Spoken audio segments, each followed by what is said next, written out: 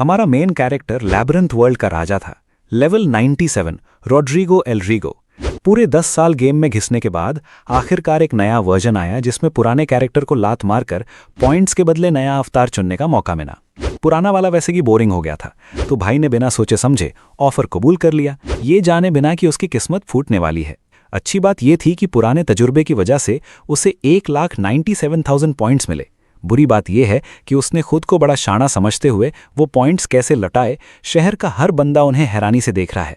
एक तरफ ये तगड़ा सा बंदा है जिससे डरावनी वाइब्स आ रही हैं, और दूसरी तरफ उसके पीछे ये नमूना छुपा खड़ा है। एक बेचारी लड़की वहां से गुजर रही थी, पर इस हट्टे कट्टे ने झट से उसका हाथ पकड़ लिया। ए लड़की, बता गिल्ड किधर है? लड़की बेचारी डर के मारे कांप रही है, और ये हरे कपड़ों वाला बेवकूफ अब भी सदमे में है। पूरे शहर को ये जोड़ी अतरंगी लग रही है। इस जायंट ने हीरो की तरफ देखा और बोला, चलो रास्ता मिल गया। अब ये तीनों आगे बढ़ते हैं और हमारे हीरो की इस सीजर नाम के बंदे की नज़रों में इज्जत घटने लगती है। गली से गुजरते हुए हीरो बस यही सोच रहा है कि वो इस मुसीबत में फंसा कैसे। ये बंदा तो उसे मरवा कर ही दम लेगा। सारी मेहनत पानी में गई। आखिर उसके पॉइंट्स गए कहाँ? थोड़ा पीछे चलें तो पता चलता है कि उसे पॉइंट्स खर्च करने का ऑप्शन मिला था। उसे अपनी पुरानी स्ट्रैटेजी पर बड़ा कॉन्फिडेंस था कि खुद पर लगाने से अच्छा अपने चमचों मिनियंस को इवॉल्व करो, क्योंकि उनकी स्टैट्स सस्ती पड़ती हैं। एक सुपर पावरफुल नौकर बनाओ, उसे फार्मिंग पर लगाओ और खुद मजे से लेवल अप करो। इसी चक्कर में उसने अपने 1,95,000 पॉइंट्स फोक कर इस सीजर को बनाया, दिखने में एकदम खूंखार। कायदे से इसकी उम्र अभी सिर्फ 15 साल है और इसका कोई क्लास भी नहीं है। जब ये पहली बार सामने आया तो हीरो को लगा, वाह क्या खतरनाक चीज बनाई है, पर अंदर ही अंदर उसकी फट भी रही थी। उसे लगा कि मास्टर होने के नाते ये उसकी बात मानेगा। तभी सिस्टम ने उसकी उम्मीदों पर पानी फेर दिया। नए वर्जन का नियम यह था कि अगर आपके सबॉर्डिनेट की वफादारी कम हुई तो वो आपकी बात मानने से साफ इनकार कर देगा। हीरो का दिमाग घूम गया। मतलब 10 साल की कमाई एक ऐसे पुतले पर लगा दी जो उसकी सुनेगा ही नहीं। सिस्टम ने तो यहां तक कह दिया कि ज्यादा नखरे दिखाए तो ये छोड़कर भाग भी सकता है। अब गली में चलते हुए वो बस यही सोच रहा है, भाई लग गए। चाहे जिधर से भी देखो ये बंदा कहीं से भी आज्ञाकारी नहीं लगता। जिस हिसाब से इसके तेवर हैं, अगर मैंने हल्की सी भी ऊंच नीच की तो ये पक्का मेरा काम तमाम कर देगा। अभी हीरो अपनी मौत के ख्यालों में खोया ही था कि तभी वहां पास में छुपा एक छोटा सा जेब कतरा दिखाई देता है। वो बच्चा भागते हुए आता है और सीधा हीरो के पैर से टकराता है। अब चूंकि हमारे भाई साहब ने अपने सारे पॉइंट्स उस दानव पर लुटा दिए थे और खुद की स्टैट्स पर अंडा दिया था, तो वो एक झटके में किसी अनाड़ी की तरह जमीन पर ढेर हो जाते हैं। सीजर को अपनी तरफ आता देख हीरो के पसीने छूट गए। उसे लगा कि अगर इस बॉडीगार्ड को पता चल गया कि उसका मालिक इतना बड़ा फिसड्डी है तो वो उसकी बात कभी नहीं मानेगा। सीजर अपना भारी भरकम हाथ बढ़ाते हुए करीब आया, पर तभी उसने पूछा, हे बॉस, आप ठीक तो है ना? हीरो इस वक्त खौफ से कम और गुस्से से ज्यादा कांप रहा था, क्योंकि इस चीज ने उसके 10 साल की कमाई डकार ली थी। गुस्से में उसके मुंह से निकल गया, भाड़ में जा तू। ये बोलते ही उसे अपनी गलती का एहसास हुआ। उसे लगा कि अब तो ये जीव उसे कच्चा चबा जाएगा, पर सीजर के दिमाग में कुछ और ही खिचड़ी पक रही थी। उसने सोचा, मैंने बॉस की मदद करनी चाहिए और उन्होंने मुझे गाली दे दी। भाई साहब, ये बंदा तो असली वाला खतरनाक निकला। हीरो को कुछ समझ नहीं आ रहा था। तभी सिस्टम ने बताया कि सीजर को अब लगने लगा है कि उसका बॉस लाइफ में कुछ बड़ा उखाड़ने वाला है, पर अगर ऐसा नहीं हुआ तो फिर वही बुरा वक्त शुरू हो जाएगा। हीरो समझ गया कि उसे सीजर की नज़रों में खुद को काबिल साबित करना होगा, पर बिना स्टैट्स के ये होगा कैसे? किस्मत देखो, तभी एक सब्जुगेशन इवेंट शुरू हो गया। उस जेब कतरे को पकड़ो। अगर 10 मिनट में उसे नहीं पकड़ा तो हीरो के पास जो भी थोड़े बहुत पैसे बचे हैं वो सब गायब हो जाएंगे। बच्चा तब तक काफी दूर निकल चुका था। हीरो ने अभी भी टशन झाड़ते हुए ऑर्डर दिया, सीजर उस छोटे उचक्के को पकड़ के ला। सीजर पहले तो हिचकिचाया, हाँ अच्छा लाता हूं। सिस्टम ने मैसेज दिया कि सीजर को आपके अंदर से एक तानाशाह वाली एनर्जी महसूस हुई है। वो गोली की रफ्तार से वहां से निकला। उसे जाते देख हीरो ने राहत की सांस ली। है तो मेरा नौकर, पर साला डर बहुत लगता है इससे। तभी उसकी नज़र उस लड़की पर पड़ी जो लगभग रोने वाली थी। हीरो ने जैसे ही उससे बात करने की कोशिश की, उसने बड़े अजीब और चिढ़े हुए तरीके से उसे देखा। हीरो सोचने लगा, ये मुझे कूड़े की तरह क्यों देख रही है? मैंने तो कुछ किया भी नहीं, बल्कि सीजर को कंट्रोल में भी रखा। अपना भौकाल टाइट करने के लिए उसने चेहरा बिगाड़ कर बोला, सुन, तुझे पता नहीं मेरा नौकर कौन है? अगर अपनी जान प्यारी है तो कायदे में रहना सीख। बेचारी लड़की माफ़ी मांगने लगी, पर हीरो ने भी भाव खाते हुए कह दिया कि उसे माफ़ी वाफ़ी पसंद नहीं। लड़की ने डरते डरते एक सिक्का दिया, पर वो इतना मामूली था कि हीरो चिल्ला पड़ा, भगवान के लिए ये चिल्लर अपने पास रख और यहाँ से कट ले। तभी सिस्टम ने शोर मचाया कि सीजर ने जेब कतरे को धर दबोचा है। हीरो को लगा कि चलो बंदा काम का तो है, पर जैसे ही उसने सामने देखा उसके होश उड़ गए। सीजर वापस आ रहा था और उसने उस बच्चे को अपनी तलवार से बांधकर घसीट रखा था। सिस्टम ने उसे 3 ऑप्शन दिए, या तो बच्चे को निपटा दो, या उससे जानकारी निकलवाओ, या बस अपने पैसे लेकर रफा दफा हो जाओ। तभी सीजर बड़े टशन में बोला, इस बच्चे ने आपको चोट पहुंचाने की कोशिश की है, इसे तो सबक सिखाना ही पड़ेगा। हीरो के दिमाग में बस एक ही बात चल रही थी कि सीजर अब इस बच्चे की गर्दन उड़ाने वाला है। तभी सीजर ने उसकी तरफ मुड़कर देखा। अरे बॉस, आप कांप क्यों रहे हैं? दिक्कत क्या है? हीरो समझ गया कि अगर इस वक्त कमजोरी दिखाई तो बच्चा बाद में मरेगा, पहले इसकी बारी आएगी। सीजर घूर रहा था तो हीरो ने टशन मारते हुए कहा, तूने इस मामले को एकदम घटिया तरीके से हैंडल किया है। सीजर चकरा गया। क्यों? मैं तो इतनी तेजी से गया कि किसी को पता भी नहीं चला। हीरो बोला, जिससे कोई फायदा ना हो उसे जान से मारना बेवकूफ़ी है। सीजर थोड़ी देर रुका। फायदा नहीं? अच्छा, अब समझा। आप चाहते हैं कि मैं ये पता लगाऊं कि इस बच्चे का खानदान कहाँ रहता है और सबको साफ कर दूं, है ना? यही बात है।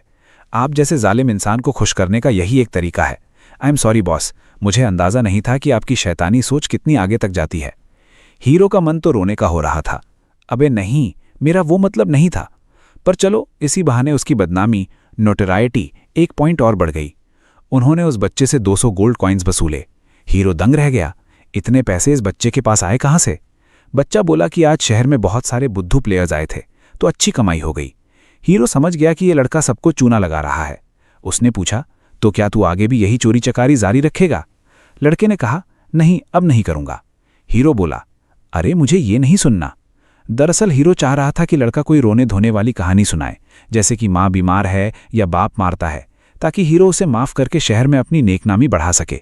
पर तभी सीजर ने बच्चे को दबोच लिया और बोला, देख, आज से तू जो भी चुराएगा उसका एक हिस्सा विल को जाएगा, यानी 90% प्रॉफिट हमारा होगा। बच्चा गिड़गिड़ाने लगा, इससे अच्छा तो मैं चोरी करना ही छोड़ दूं। लेकिन सीजर ने तलवार निकालते हुए कहा, तेरे जैसा छोटा चोर चोरी के अलावा और किसी काम का नहीं है। अगर तू ये सोच रहा है कि मास्टर तुझे माफ कर देंगे तो बेहतर है तू अभी मर जा। पीछे खड़ा हीरो मन ही मन चिल्ला रहा था, अबे मत कर। बच्चा डर के मारे जमीन पर सिर पटकने लगा। ठीक है, मैं रोज खूब चोरी करूंगा और सारा माल विल को दे दूंगा। हीरो को कुछ समझ नहीं आ रहा था। तभी सिस्टम ने एक नोटिफिकेशन दिया कि अब उसके पास एक छोटा चोर है जो पूरे शहर में उसके लिए हाथ मारेगा। चूंकि उसने अपने नौकर का इस्तेमाल डराने धमकाने के लिए किया, इसलिए उसका कैरिज्मा एट्रीब्यूट खुल गया। हीरो सोचने लगा कि इस गेम में कुछ तो गड़बड़ है। गुंडागर्दी करने को ये लोग करिश्मा कह रहे हैं। तभी सीजर बोला, बॉस, आप सच में गजब हो। आपने क्या जाल बिछाया है। उसके सारे पैसे भी ऐंठ लिए और उसे अपना गुलाम भी बना लिया। आप बड़े नीच आदमी हो। हीरो सोच रहा था कि इस बात का कोई सिर पैर नहीं है। फिर उसने सीजर को खुश करने के लिए कहा, टेंशन मत ले सीजर, इसमें से आधा हिस्सा तेरा होगा। सीजर ने बस थैंक्स बोल दिया, पर हीरो ने नोटिस किया कि पैसे देने के बाद भी उसकी वफादारी टस से मस नहीं हुई। उसे लगा था कि काम सीजर ने किया है तो पैसे पाकर वो खुश होगा, पर यहां तो हिसाब ही उल्टा था। हीरो को लगा था कि कम से कम वफादारी तो बढ़ेगी, पर घंटा कुछ नहीं हुआ। तभी वो लड़की रुककर कहती है कि वो लोग पहुंच गए हैं। पर सामने जो गिल्ड थी उसकी हालत किसी कबाड़ खाने जैसी थी। हीरो को बड़ा अजीब लगा, क्योंकि आमतौर पर जहां एडवेंचरर्स मिशन लेने जाते हैं वो जगह शहर के बीचों बीच काफी आलीशान होती है।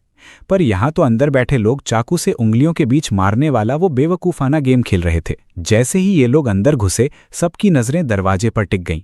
सीजर ने कदम रखते ही दहाड़ लगाई, क्या घूर रहे हो बे? किस कुत्ते को सबसे पहले मरना है? पीछे खड़ा हीरो अपना सिर पकड़कर सोच रहा था, भाई तूने तो आते ही सबसे दुश्मनी मोल ले ली। उसने पलटकर उस लड़की से पूछा, ये हमें कहाँ ले आई तू? ये कैसी जगह है? लड़की मासूमियत से बोली, क्या मतलब? आप लोग क्रिमिनल्स गिल्ड ही तो ढूंढ रहे थे ना? हीरो ने अपना माथा पीट लिया। उसे समझ आ गया कि ये सब सीजर की उस खूंखार शक्ल की वजह से हुआ है। तभी काउंटर के पीछे बैठे आदमी ने उनका स्वागत किया और पूछा, क्या काम है? गिल्ड ज्वाइन करनी है क्या? सीजर ने आगे बढ़कर कहा, हाँ वही समझ ले। अंदर बैठा एक बंदा फुसफुसाया कि इसकी शक्ल देख के लग रहा है आज खून खराबा पक्का है। काउंटर वाले ने कहा, ठीक है, ज्वाइन करने के 5 गोल्ड लगेंगे।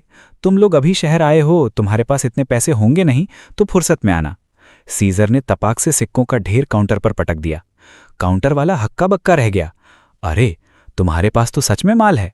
ये लो लकड़ी का तख्ता, ये तुम्हारी आईडी है।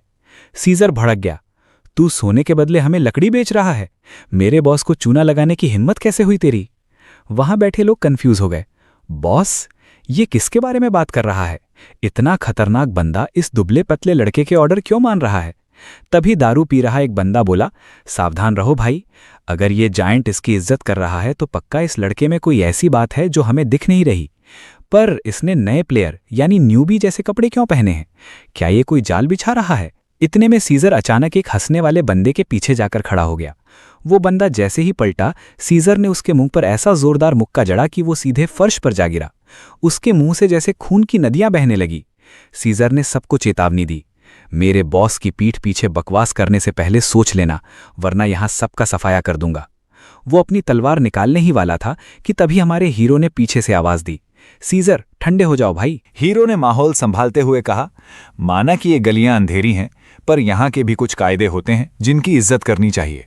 सीजर ने तुरंत अपनी तलवार वापस रख ली और बोला, समझ गया बॉस, और चुपचाप उसके पीछे जाकर खड़ा हो गया। काउंटर वाला बंदा अब भी सदमे में था। हीरो ने बात आगे बढ़ाते हुए कहा, देखो, अब जब मैं यहां आ ही गया हूं तो मुझे काम चाहिए और बदले में बढ़िया इनाम। जैसे ही उसने अपनी आईडी यानी तख्ते पर टैप किया, क्रिमिनल्स गिल्ड के मिशन की लिस्ट खुल गई। चूहे पकड़ो, पैसे वसूल करो, पहरा दो, सब के सब एकदम 2 कौड़ी के मिशन थे। हीरो ने देखा कि ना सिर्फ काम फालतू है, बल्कि इनके पैसे भी चिल्लर जैसे हैं। बस एक ही मिशन थोड़ा ठीक ठाक लगा, किसी बंदे से ब्याज समेत पैसे वसूलना जिसने गिल्ड का उधार नहीं चुकाया था। उसने कहा, ठीक है, मैं ये पैसे वसूली वाला काम करूंगा, मुझे बताओ ये बिल की दुकान कहाँ है? काउंटर वाला जानकारी देने ही वाला था कि तभी पीछे से एक बंदा टपक पड़ा और बोला, रुको भाई, जानकारी मुफ्त में नहीं मिलती। ये हंस नाम का एक आदमी था जिसने कहा कि वो थोड़े से पैसे लेकर उन्हें वहां तक पहुंचा सकता है। हीरो समझ गया कि इस मनहूस गिल्ड में हर कोई बस दूसरों की जेब काटने में माहिर है। हंस उन्हें लेकर चल पड़ा। रास्ते में सीजर धीरे से बोला, बॉस मान गए, आपने एकदम असली अपराधियों वाला काम चुना है। यकीन नहीं होता कि हम उस गरीब की खाल उधेड़ने जा रहे हैं जिसने फीस नहीं भरी। हीरो सकपका गया, अरे नहीं भाई, मेरा ऐसा कोई प्लान नहीं है। उसने बात संभालते हुए कहा कि हमें गिल्ड के नियमों का सम्मान करना चाहिए और समझदारी से फैसले लेने चाहिए। पर सीजर तो अपने ही स्वैग में था। हंस ने एक दरवाज़ा खोला और पर्दा हटाते हुए बोला, रास्ता इधर से है। हीरो अंदर घुसा तो देखा वहां कुछ महंगी चीजें रखी थीं, पर वो काफ़ी पुरानी लग रही थीं। तभी पीछे बैठा एक बंदा खड़ा हुआ, वो खुद बिल था। उसने कहा, आओ भाई आओ, तुम्हें देखकर लग नहीं रहा कि तुम यहाँ कुछ बेचने आए हो, गिल्ड से हो गया? हंस का चेहरा उतर गया, क्योंकि जब भी गिल्ड वाले वसूली के लिए आते, बिल जानबूझकर गंदा खेल खेलता था। तभी सीजर ने हंस के कंधे पर हाथ रखा और उसे वहां से खिसकने को कहा। सीजर बोला, मैं अपने बॉस की इच्छा का सम्मान करूंगा और कायदे से काम करूंगा। वो बिल के एकदम करीब जाकर खड़ा हो गया। बिल ने हीरो से पूछा, भाई तुम्हारा और इस जायंट का क्या चक्कर है? तभी सीजर ने बिल की तरफ हाथ बढ़ाया। बिल को लगा हाथ मिला रहा है तो उसने भी हाथ आगे बढ़ा दिया। आपसे मिलकर खुशी हुई। पर सीजर बस उसे घूरता रहा। अचानक बिल के मुंह से चीख निकल गई, मेरा हाथ छोड़ो। ऐसा लगा जैसे बिल के पूरे शरीर में बिजली दौड़ गई हो। हाथ मिलाते मिलाते ही बिल का काम तमाम हो गया और वो वहीं ढेर हो गया। हीरो की आंखें फटी की फटी रह गईं। इस राक्षस ने एक झटके में एनपीसी को मार दिया। अब हमें पैसे कैसे मिलेंगे? पर तभी सिस्टम ने धमाका किया। मिशन पूरा। इनाम के तौर पर 350 गोल्ड और ऊपर से मोटा ब्याज भी मिल गया। अब कहानी वापस उसी बार में पहुंचती है जहां टेबल पर सिक्कों का ढेर लगा है। काउंटर के पीछे खड़ा हुआ बुढ़ा बॉस फटी आंखों से इन्हें घूर रहा है और पूछ रहा है, हैं तुम लोगों के पास इतना पैसा कहां से आया? हमारा हीरो टशन में बोलता है, शांति रख भाई, हमने उसका कोई सामान नहीं छुआ है। बाकी अब तेरी सिरदर्दी है, हम इससे ज्यादा कुछ नहीं बताने वाले। और इसी के साथ पैसा वसूली वाला मिशन खत्म हो जाता है। लेकिन सीन देखकर ऐसा लग रहा है कि 350 गोल्ड में से इन बेचारों को मेहनत की कमाई के तौर पर सिर्फ 2 चांदी के सिक्के ही मिलने वाले हैं। हीरो को कुछ समझ नहीं आ रहा कि माहौल इतना अजीब क्यों है, पर वो दूसरा बंदा तो पूरी तरह डरा हुआ है। हीरो सोच रहा है, यहाँ इतना तनाव क्यों है भाई? क्या मिशन देने वाले को पता चल गया कि हमने उस आदमी को निपटा दिया है? तभी बॉस बोलता है, तुम दोनों जिस लेवल के बंदे हो, तुम्हें लेब्रिंथ में जाने में कोई दिक्कत नहीं होनी चाहिए, तो फिर तुम लोग यहाँ छोटे मोटे काम करके पैसे क्यों कमा रहे हो? सीजर सीधा जवाब देता है, बॉस की यही मर्जी है, तुझे क्या दिक्कत है? तभी पीछे से एक मोटा सा आदमी आता है और चौड़ में बोलता है, ओए ये क्या बदतमीजी है? वो मिशन नए खिलाड़ियों के लिए था, तुम जैसे लोग अगर ये काम करेंगे तो हम क्या भूखे मरें? हीरो पीछे मुड़कर उसे करारा जवाब देता है, हाँ तो मुझे कोई और मिशन पसंद नहीं आया, अब क्या करूं? काउंटर वाला बॉस बीच में पड़ते हुए कहता है, बस करो अब, देखो तुम्हारे पास पहले से ही काफी पैसा है, तो मैं तुम्हारा रैंक बढ़ा देता हूं। 2 रैंक ऊपर जाने के लिए 10 गोल्ड लगेंगे। सीजर बिना सोचे सारे सिक्के टेबल पर पटक देता है। बॉस उन्हें चेक करता है और मेडल उनकी तरफ फेंकते हुए कहता है कि अब बैंडेड गिल्ड उन्हें काबिल लोग मानती है। जैसे ही हीरो मेडल लेने के लिए हाथ बढ़ाता है, वो बुढ़ा उसे पीछे खींच लेता है और कहता है कि ये सिर्फ अभी के लिए उधार है। हीरो को झटका लगता है, रुको जरा, क्या ये कमबख्त मेरे मजे ले रहा है? तभी वो बॉस हंसते हुए कहता है, अरे चिढ़ क्यों रहे हो, मुझे बस तुम्हारा नाम और बाकी जानकारी लिखनी है। शांत हो जाओ बच्चे, मैं तो बस मजाक कर रहा था। मुझे ऐसे क्यों देख रहे हो जैसे मेरा मर्डर ही कर दोगे? लेकिन सीजर को ये मजाक बिल्कुल पसंद नहीं आता। वो तुरंत उस बुढ़े को दबोच लेता है और गरजते हुए पूछता है, तेरी हिम्मत कैसे हुई मेरे मास्टर का मजाक उड़ाने की? बॉस घबराकर बोलता है, अरे भाई ठंडा हो जा, मेडल अभी मिल जाएगा और तुम लोगों को रहने के लिए फ्री में जगह भी मिलेगी। पर सीजर तो जैसे पागल हो चुका है। वो कहता है, मुझे फर्क नहीं पड़ता, तूने बॉस का मजाक उड़ाकर बहुत बड़ी गलती कर दी है। अब या तो तमीज से माफी मांग, वरना आज तू और ये बाकी सब जिंदा नहीं बचोगे। बॉस को लगता है कि सीजर बस डरा रहा है, लेकिन तभी सीजर अपनी तलवार हवा में घुमाता है और पूरा काउंटर चकनाचूर कर देता है। अब बॉस की सिट्टी पिट्टी गुम हो जाती है और वो गिड़गिड़ाते हुए कहता है, ठीक है, गलती हो गई, अब बात को यहीं खत्म करो। फिर वो हीरो की तरफ मुड़कर कहता है, भाई ये देख, मैं दिल से माफी मांग रहा हूं। लेकिन सीजर अभी भी शांत नहीं हुआ है। वो तलवार टिकाकर कहता है, सिर्फ बोलने से काम नहीं चलेगा, अब किसी और तरीके से साबित कर कि तेरी माफी कितनी सच्ची है। अब वो बुढ़ा फटाफट 100 गोल्ड के सिक्के निकालता है और कहता है, ये ज्यादा तो नहीं है, पर अभी के लिए इन्हें रख लो। हमारा हीरो तो एकदम सोच में पड़ गया। भाई, एक मामूली एनपीसी से पूरे 100 गोल्ड कॉइन्स। सच कहूं तो शायद डरा धमकाकर काम निकलवाने वाली ये तरकीब वाकई काम कर रही है। लेकिन जैसे ही सीजर हीरो को मुस्कुराते हुए देखता है, वो तुरंत उस आदमी की तरफ मुड़कर दहाड़ता है। देख रहा है, तेरे इन चिल्लरों को देखकर मेरे बॉस को हंसी आ रही है। भगवान के लिए, ये तेरी माफी मांगने का तरीका बिल्कुल भी सच्चा नहीं लग रहा। बेचारा दुकानदार अब पूरी तरह चकरा गया है। वो घबराकर कहता है कि वो और पैसे और सामान भी देगा। वो एक तलवार निकालते हुए कहता है, ये तलवार ले लो, इससे स्ट्रेंथ +3 बढ़ जाती है। हीरो तलवार को गौर से देखता है। सच तो ये है कि तलवार काफी बढ़िया है, पतली धार, अच्छी लंबाई और पास की लड़ाई के लिए तो एकदम परफेक्ट। वो तलवार हाथ में लेकर फिर से थोड़ा मुस्कुरा देता है, पर सीजर को लगता है कि बॉस फिर से ताना मार रहे हैं। वो झपट्टा मारकर तलवार छीन लेता है और कहता है, ये सब कचरा है, हमें ये फालतू इनाम नहीं चाहिए। बेचारा हीरो समझ नहीं पा रहा कि अब वो कैसा चेहरा बनाए। तभी सीजर अचानक रुकता है और दुकानदार की तरफ ऐसे बढ़ता है जैसे सच में उसका काम तमाम कर देगा। लेकिन तभी अचानक कुछ उसके हमले को रोक देता है। सीजर हैरान रह जाता है। ऊपर छत के एक गुप्त रास्ते ट्रैप डोर से एक लड़की बाहर निकलती है और पूछती है, ये इतना शोर शराबा किस बात का है? सीजर उसे घूरते हुए कहता है, बीच में मत पड़, ओ कमीनी। वो लड़की भड़क जाती है और कहती है, लगता है गिल्ड में कुछ असली पागल आ गए हैं। वैसे इस गंदे आदमी का नाम क्या था? सीजर अपना नाम बताता है और उसे भी अपना नाम बताने को कहता है। वो लड़की टशन में कहती है, तारीफ के लिए शुक्रिया, मेरा नाम लीना है हुजूर। हीरो को तो अपनी आंखों पर यकीन नहीं हो रहा। ये लड़की सीजर के सामने ऐसी हिम्मत कैसे दिखा रही है? क्या इसे अपनी जान प्यारी नहीं है? सीजर इसे आखिरी चेतावनी देते हुए कहता है कि वो दोबारा उसके बीच में ना आए। वो लगातार उसकी बेइज्जती किए जा रहा है। अब लड़की का पारा भी चढ़ जाता है। वो चिल्लाकर कहती है, तुझे मेरा नाम पहले से पता है, तू जानबूझकर मुझे गालियां दे रहा है। हीरो की समझ से बाहर है कि ये लड़की आखिर सीजर को उकसा क्यों रही है। क्या इसे दिख नहीं रहा कि ये बंदा कितना खतरनाक है? पर साथ ही हीरो ने एक बात गौर की, सीजर थोड़ा हिचकिचा रहा है, वरना अब तक तो उसने उसका गला काट दिया होता। इसका मतलब साफ है कि ये लड़की भी उतनी ही खतरनाक है जितना सीजर खुद।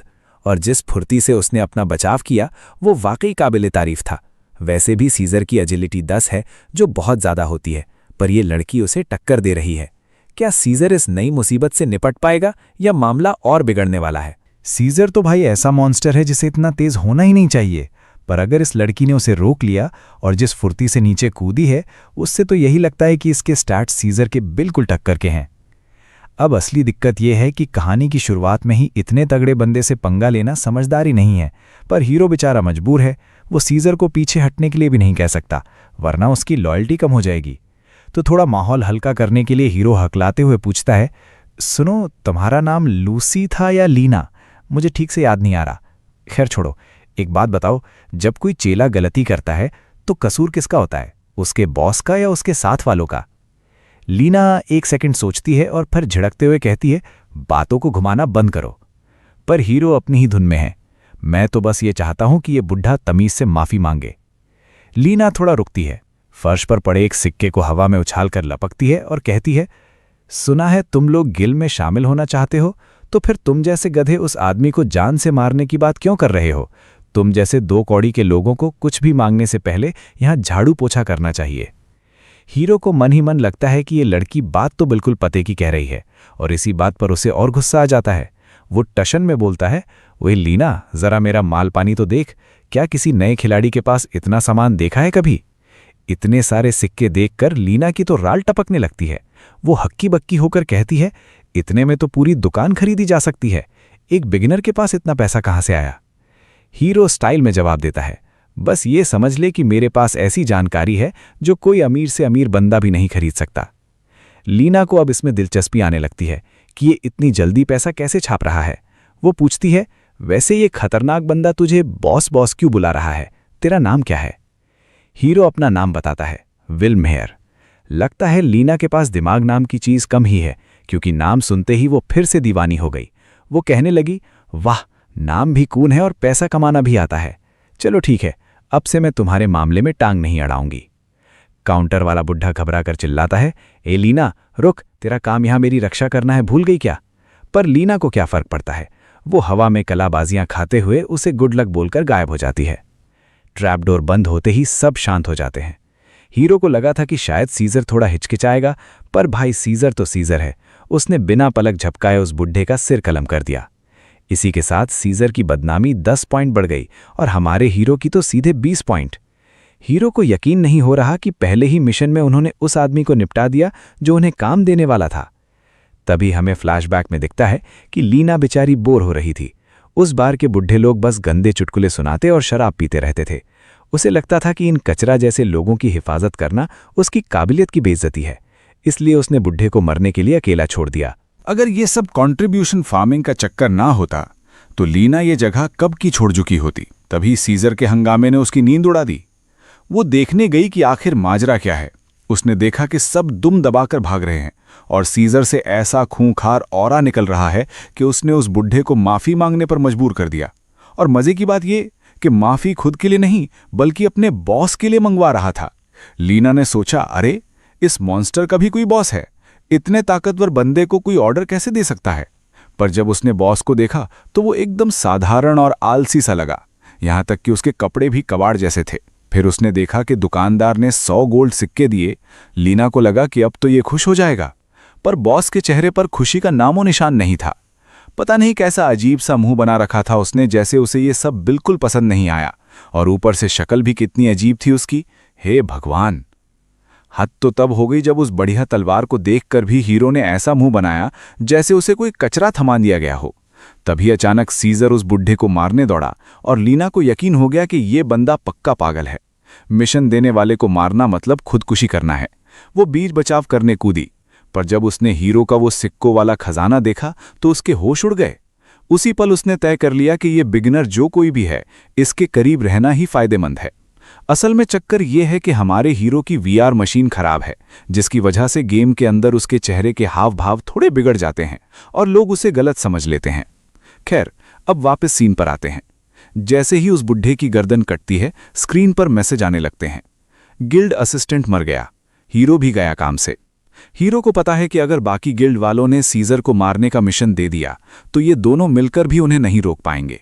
ये सब पागलपन है, पर वैसे भी शुरुआत से कुछ भी नॉर्मल कहाँ हुआ है। वो सीजर की तरफ मुड़कर कहता है, ओए सीजर, तुझे एहसास भी है कि तू बस अपनी मर्जी चलाता है? देख, फिर से तूने रायता फैला दिया। सीजर बड़े आत्मविश्वास से कहता है, बॉस, मैं आपका मन पढ़ना सीख गया हूं। सच तो यह है कि मुझे उस बुढ़े को तड़पा तड़पा कर मारना चाहिए था और साथ में 2-4 और निपटा देने चाहिए थे। मैं वाकई ये घटिया और गद्दार चेला हूं। हीरो मन ही मन सोचता है, कम से कम आखिरी बात तो तूने सच कही, ये कमीना सुनता किसकी है? तभी लीना फिर से टपक पड़ती है और कहती है, वाह बॉस, आप तो बड़े ही क्रूर निकले। मैंने आज तक इतना पत्थर दिल इंसान नहीं देखा जो अपने चेले को इसलिए डांट रहा है क्योंकि उसने किसी को तड़पाया नहीं। हीरो हक्का बक्का रह जाता है, ये फिर वापस आ गई। सीजर उसे डांटते हुए कहता है, ऐ लड़की, जो सब जानते हैं उसे बार बार बोलने की जरूरत नहीं है। दुनिया तबाह करने वाले सबसे बड़े डार्क ऑर्गेनाइजेशन का बॉस क्रूर नहीं होगा तो क्या होगा? हीरो सोचता है, कितना क्रिंज है भाई, इसकी वजह से लोग मुझे ही बेवकूफ़ समझेंगे। लेकिन लीना को इन सब बातों में बड़ा मजा आ रहा है। वो छत से नीचे कूदती है और अपनी तारीफों के पुल बांधना शुरू कर देती है। कहती है कि वो प्रोटेक्शन और असैसिनेशन में प्रोफेशनल है, ऊपर से क्रिमिनल गिल्ड में उसकी अच्छी पहचान है, और ये तो साफ दिख ही रहा है कि वो कितनी बला की खूबसूरत है। वो दावे के साथ कहती है कि बॉस को उसके जैसे टैलेंट की सख्त ज़रूरत है। हीरो का सिर चकरा गया है। भाई, एक ही लाइन में उसने खुद को महान भी बता दिया और खूनी भी। वो उससे पूछता है, क्या तू खुद सुन रही है कि तू बोल क्या रही है? पर वो हीरो के और करीब आती है और कहती है कि उसे सब समझ आ गया है। अब उसे पता चल चुका है कि सीजर जैसा सनकी हत्यारा इस आलसी दिखने वाले बॉस के पीछे क्यों घूम रहा है। हीरो से दफा होने को कहता है, पर वो चुप होने का नाम ही नहीं लेती। वो जोश में कहती है, बॉस, आपने अभी खुलासा किया कि आप दुनिया पर कब्जा करने के लिए एक संगठन बना रहे हैं। अगर इतना बड़ा कांड होने वाला है तो मैं भी आपके साथ हूँ। ये क्रिमिनल गिल्ड से तो कहीं बेहतर है। वो एकदम चिपक कर खड़ी हो जाती है और कहती है कि वो गिल्ड में अपना नाम लिखवा लेगी, पर उसका रेट फिक्स्ड है। हीरो साफ मना कर देता है, मैं तुझे फूटी कौड़ी भी नहीं देने वाला। पर लीना ने इसे अलग ही लेवल पर ले लिया। उसे लगा कि बॉस ने उसे टीम में रख लिया है, बस सैलरी नहीं दे रहे। वो खुशी खुशी कहती है, वाह बॉस, आप वाकई में बहुत बेरहम हैं, अब से मैं आपकी टीम का हिस्सा हूं। सीजर ये सब देखकर गदगद हो जाता है। वाह, मेरे बॉस इस औरत को अपना गुलाम बनाने वाले हैं। और उसकी लॉयल्टी 1 पॉइंट और बढ़ जाती है। बेचारा हीरो सोच रहा है, मैंने मना किया फिर भी ये इतनी खुश क्यों है। पर अब उसकी टीम बन चुकी है, एक खूनी दरिंदा और एक पागल कातिल लड़की।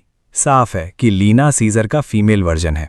सीन बदलता है और हम शहर के बीचों बीच पहुंचते हैं। हीरो अब भी परेशान है।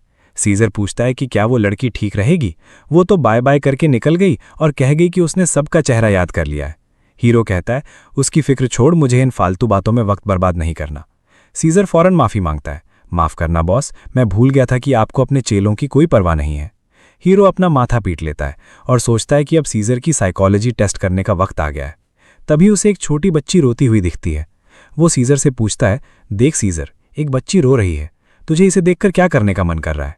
सीजर उसे घूरता है और कहता है, समझ गया बॉस, आप चाहते हैं कि मैं इसे काम पर लगा दूं ताकि ये लोगों से आपके लिए भीख मांगकर पैसे लाए।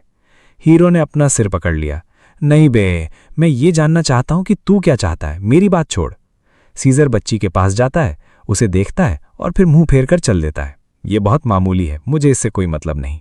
हीरो चैन की सांस लेता है, चलो उसे मारने से तो बेहतर ही है। अब सीन शिफ्ट होता है असली एडवेंचरर गिल्ड में। वहां सब शिकायत कर रहे हैं कि आजकल अच्छे मिशन नहीं मिल रहे।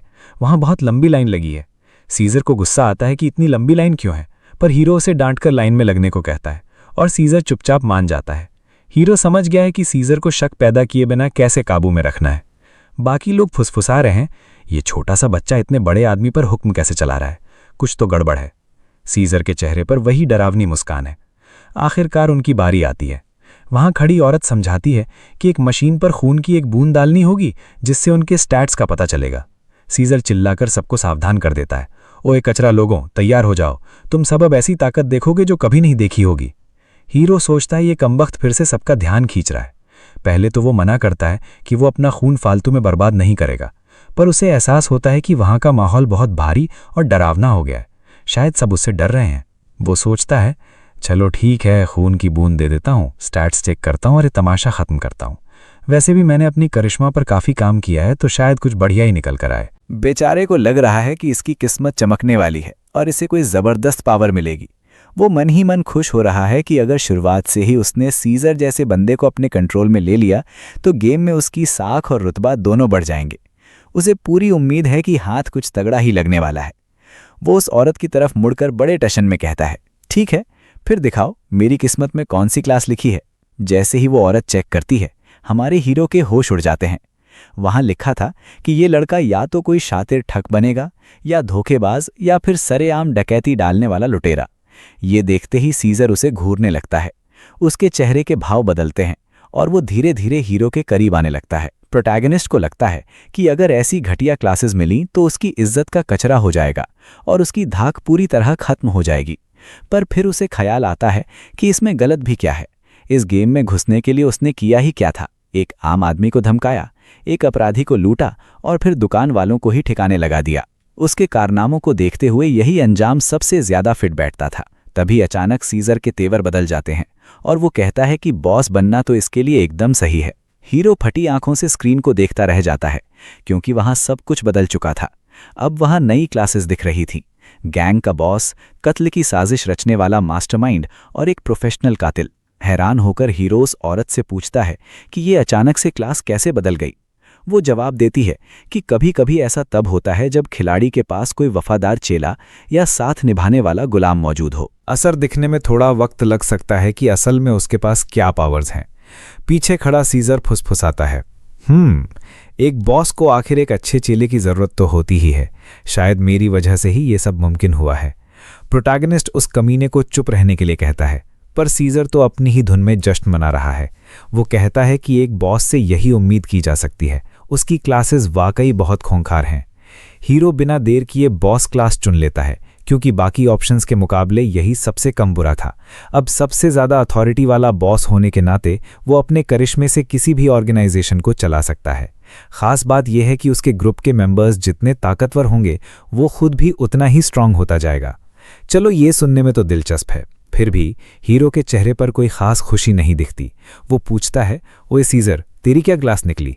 सीजर बड़े आराम से कहता है, कुछ खास नहीं, बस ऐसे ही कोई रैंडम किलर। प्रोटैगनिस्ट सोचता है कि चलो कम से कम इसे कुछ तो मिला। ये काम उस पर जचता भी है। सीजर शुक्रिया अदा करते हुए कहता है कि ये तो बहुत बड़ी तारीफ है।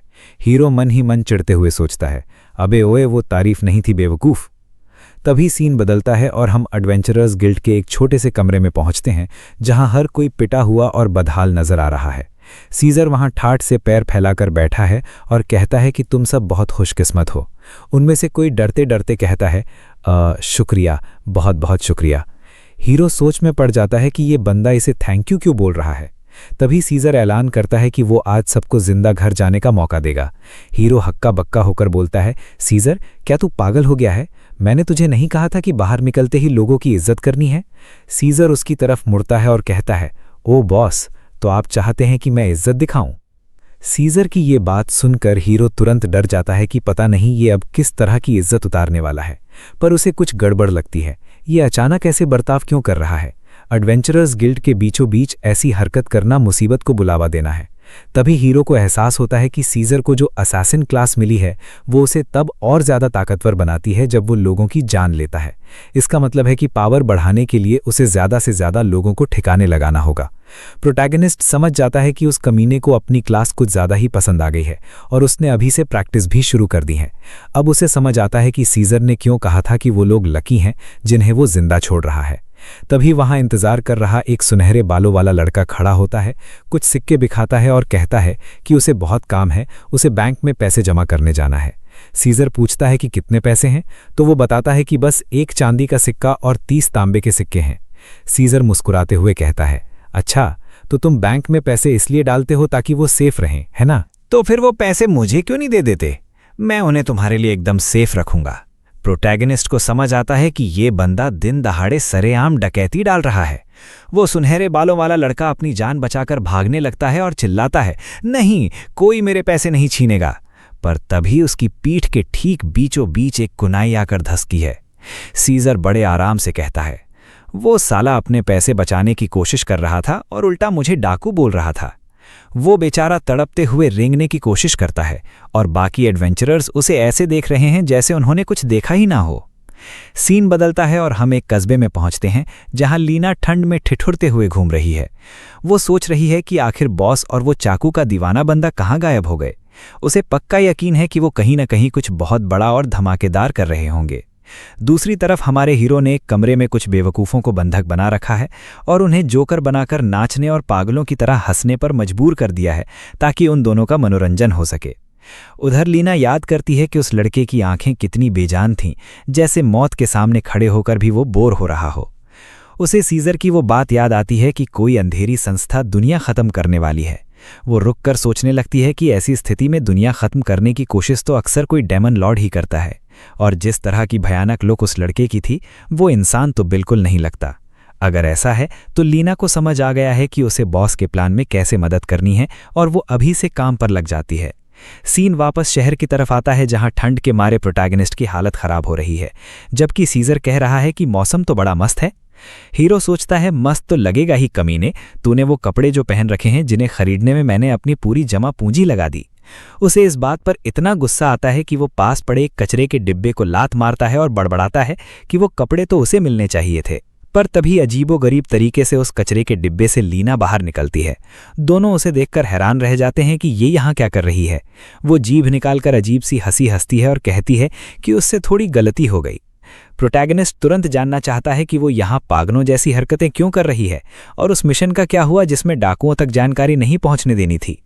वो एकदम बुद्धू जैसा चेहरा बनाती है और कहती है कि वो थोड़ी बेवकूफ़ है और ये छोटी सी बात उसके दिमाग से निकल गई। हीरो के पास कहने को कुछ नहीं बचता। वो सीजर से कहता है कि इस कचरे को वापस डिब्बे में डाल दे। वो डिब्बा बंद करते हैं, ऊपर एक बड़ा सा पत्थर रखते हैं और वहां से चल देते हैं। हीरो लंबी सांस लेकर कहता है चलो अब थोड़ा सुकून मिला। लेकिन थोड़ी ही देर बाद वो फिर से उनके साथ होती है और कहती है कि कम से कम उसने एक सबस्पेस पाउच तो चुराने में कामयाबी हासिल कर ली है। वो पाउच उसने गिल्ड वालों से चुराया था और उसने पूरा इंतजाम किया था कि सबको यही लगे कि वहां के बॉस को किसी और ने मारा है। पर कहानी में ट्विस्ट तब आया जब वो ये सब कर ही रही थी, तभी वहां का रीजनल मैनेजर अंदर आ गया और उसने लीना को रंगे हाथों पकड़ लिया। प्रोटैगनिस्ट अपना सिर पकड़ लेता है और पूछता है, रुक, इसका मतलब तूने ना सिर्फ सबूत नहीं मिटाए बल्कि अब तू ही इस पूरे कांड की मेन सस्पेक्ट है। लीना बड़े गर्व से कहती है, जी हाँ, बिल्कुल सही पकड़े हैं। हीरो सोचने लगता है कि भाई इसका मतलब तो ये हुआ कि सीजर ने जो भी रायता फैलाया है उस सब का इल्जाम अब लीना पर आ जाएगा। वो उसकी तरफ मुड़ता है और कहता है, लीना, तेरे साथ काम करके अच्छा लगा। अपने करियर के लिए तुझे बेस्ट ऑफ लक। अब मैं चलता हूँ, बाय। ये सुनते ही वो फूट फूट कर रोने लगती है और कहती है कि बॉस बड़े पत्थर दिल हैं। वो बेचारी उसका किया धरा साफ करने की कोशिश में फंसी है और उसे ही सस्पेक्ट बना दिया गया। प्रोटैगनिस्ट उसे देखता है और सोचता है कि यार, लड़कियों का रोना उससे देखा नहीं जाता। वो उसके सिर पर हाथ फेरता है और कहता है, चलो कम से कम तुम बच तो गई। वैसे तुम चाहती तो वो सबस्पेस पाउच लेकर रफू चक्कर हो सकती थी और तुम पर कोई इल्जाम भी नहीं आता। तुमने ऐसा क्यों नहीं किया?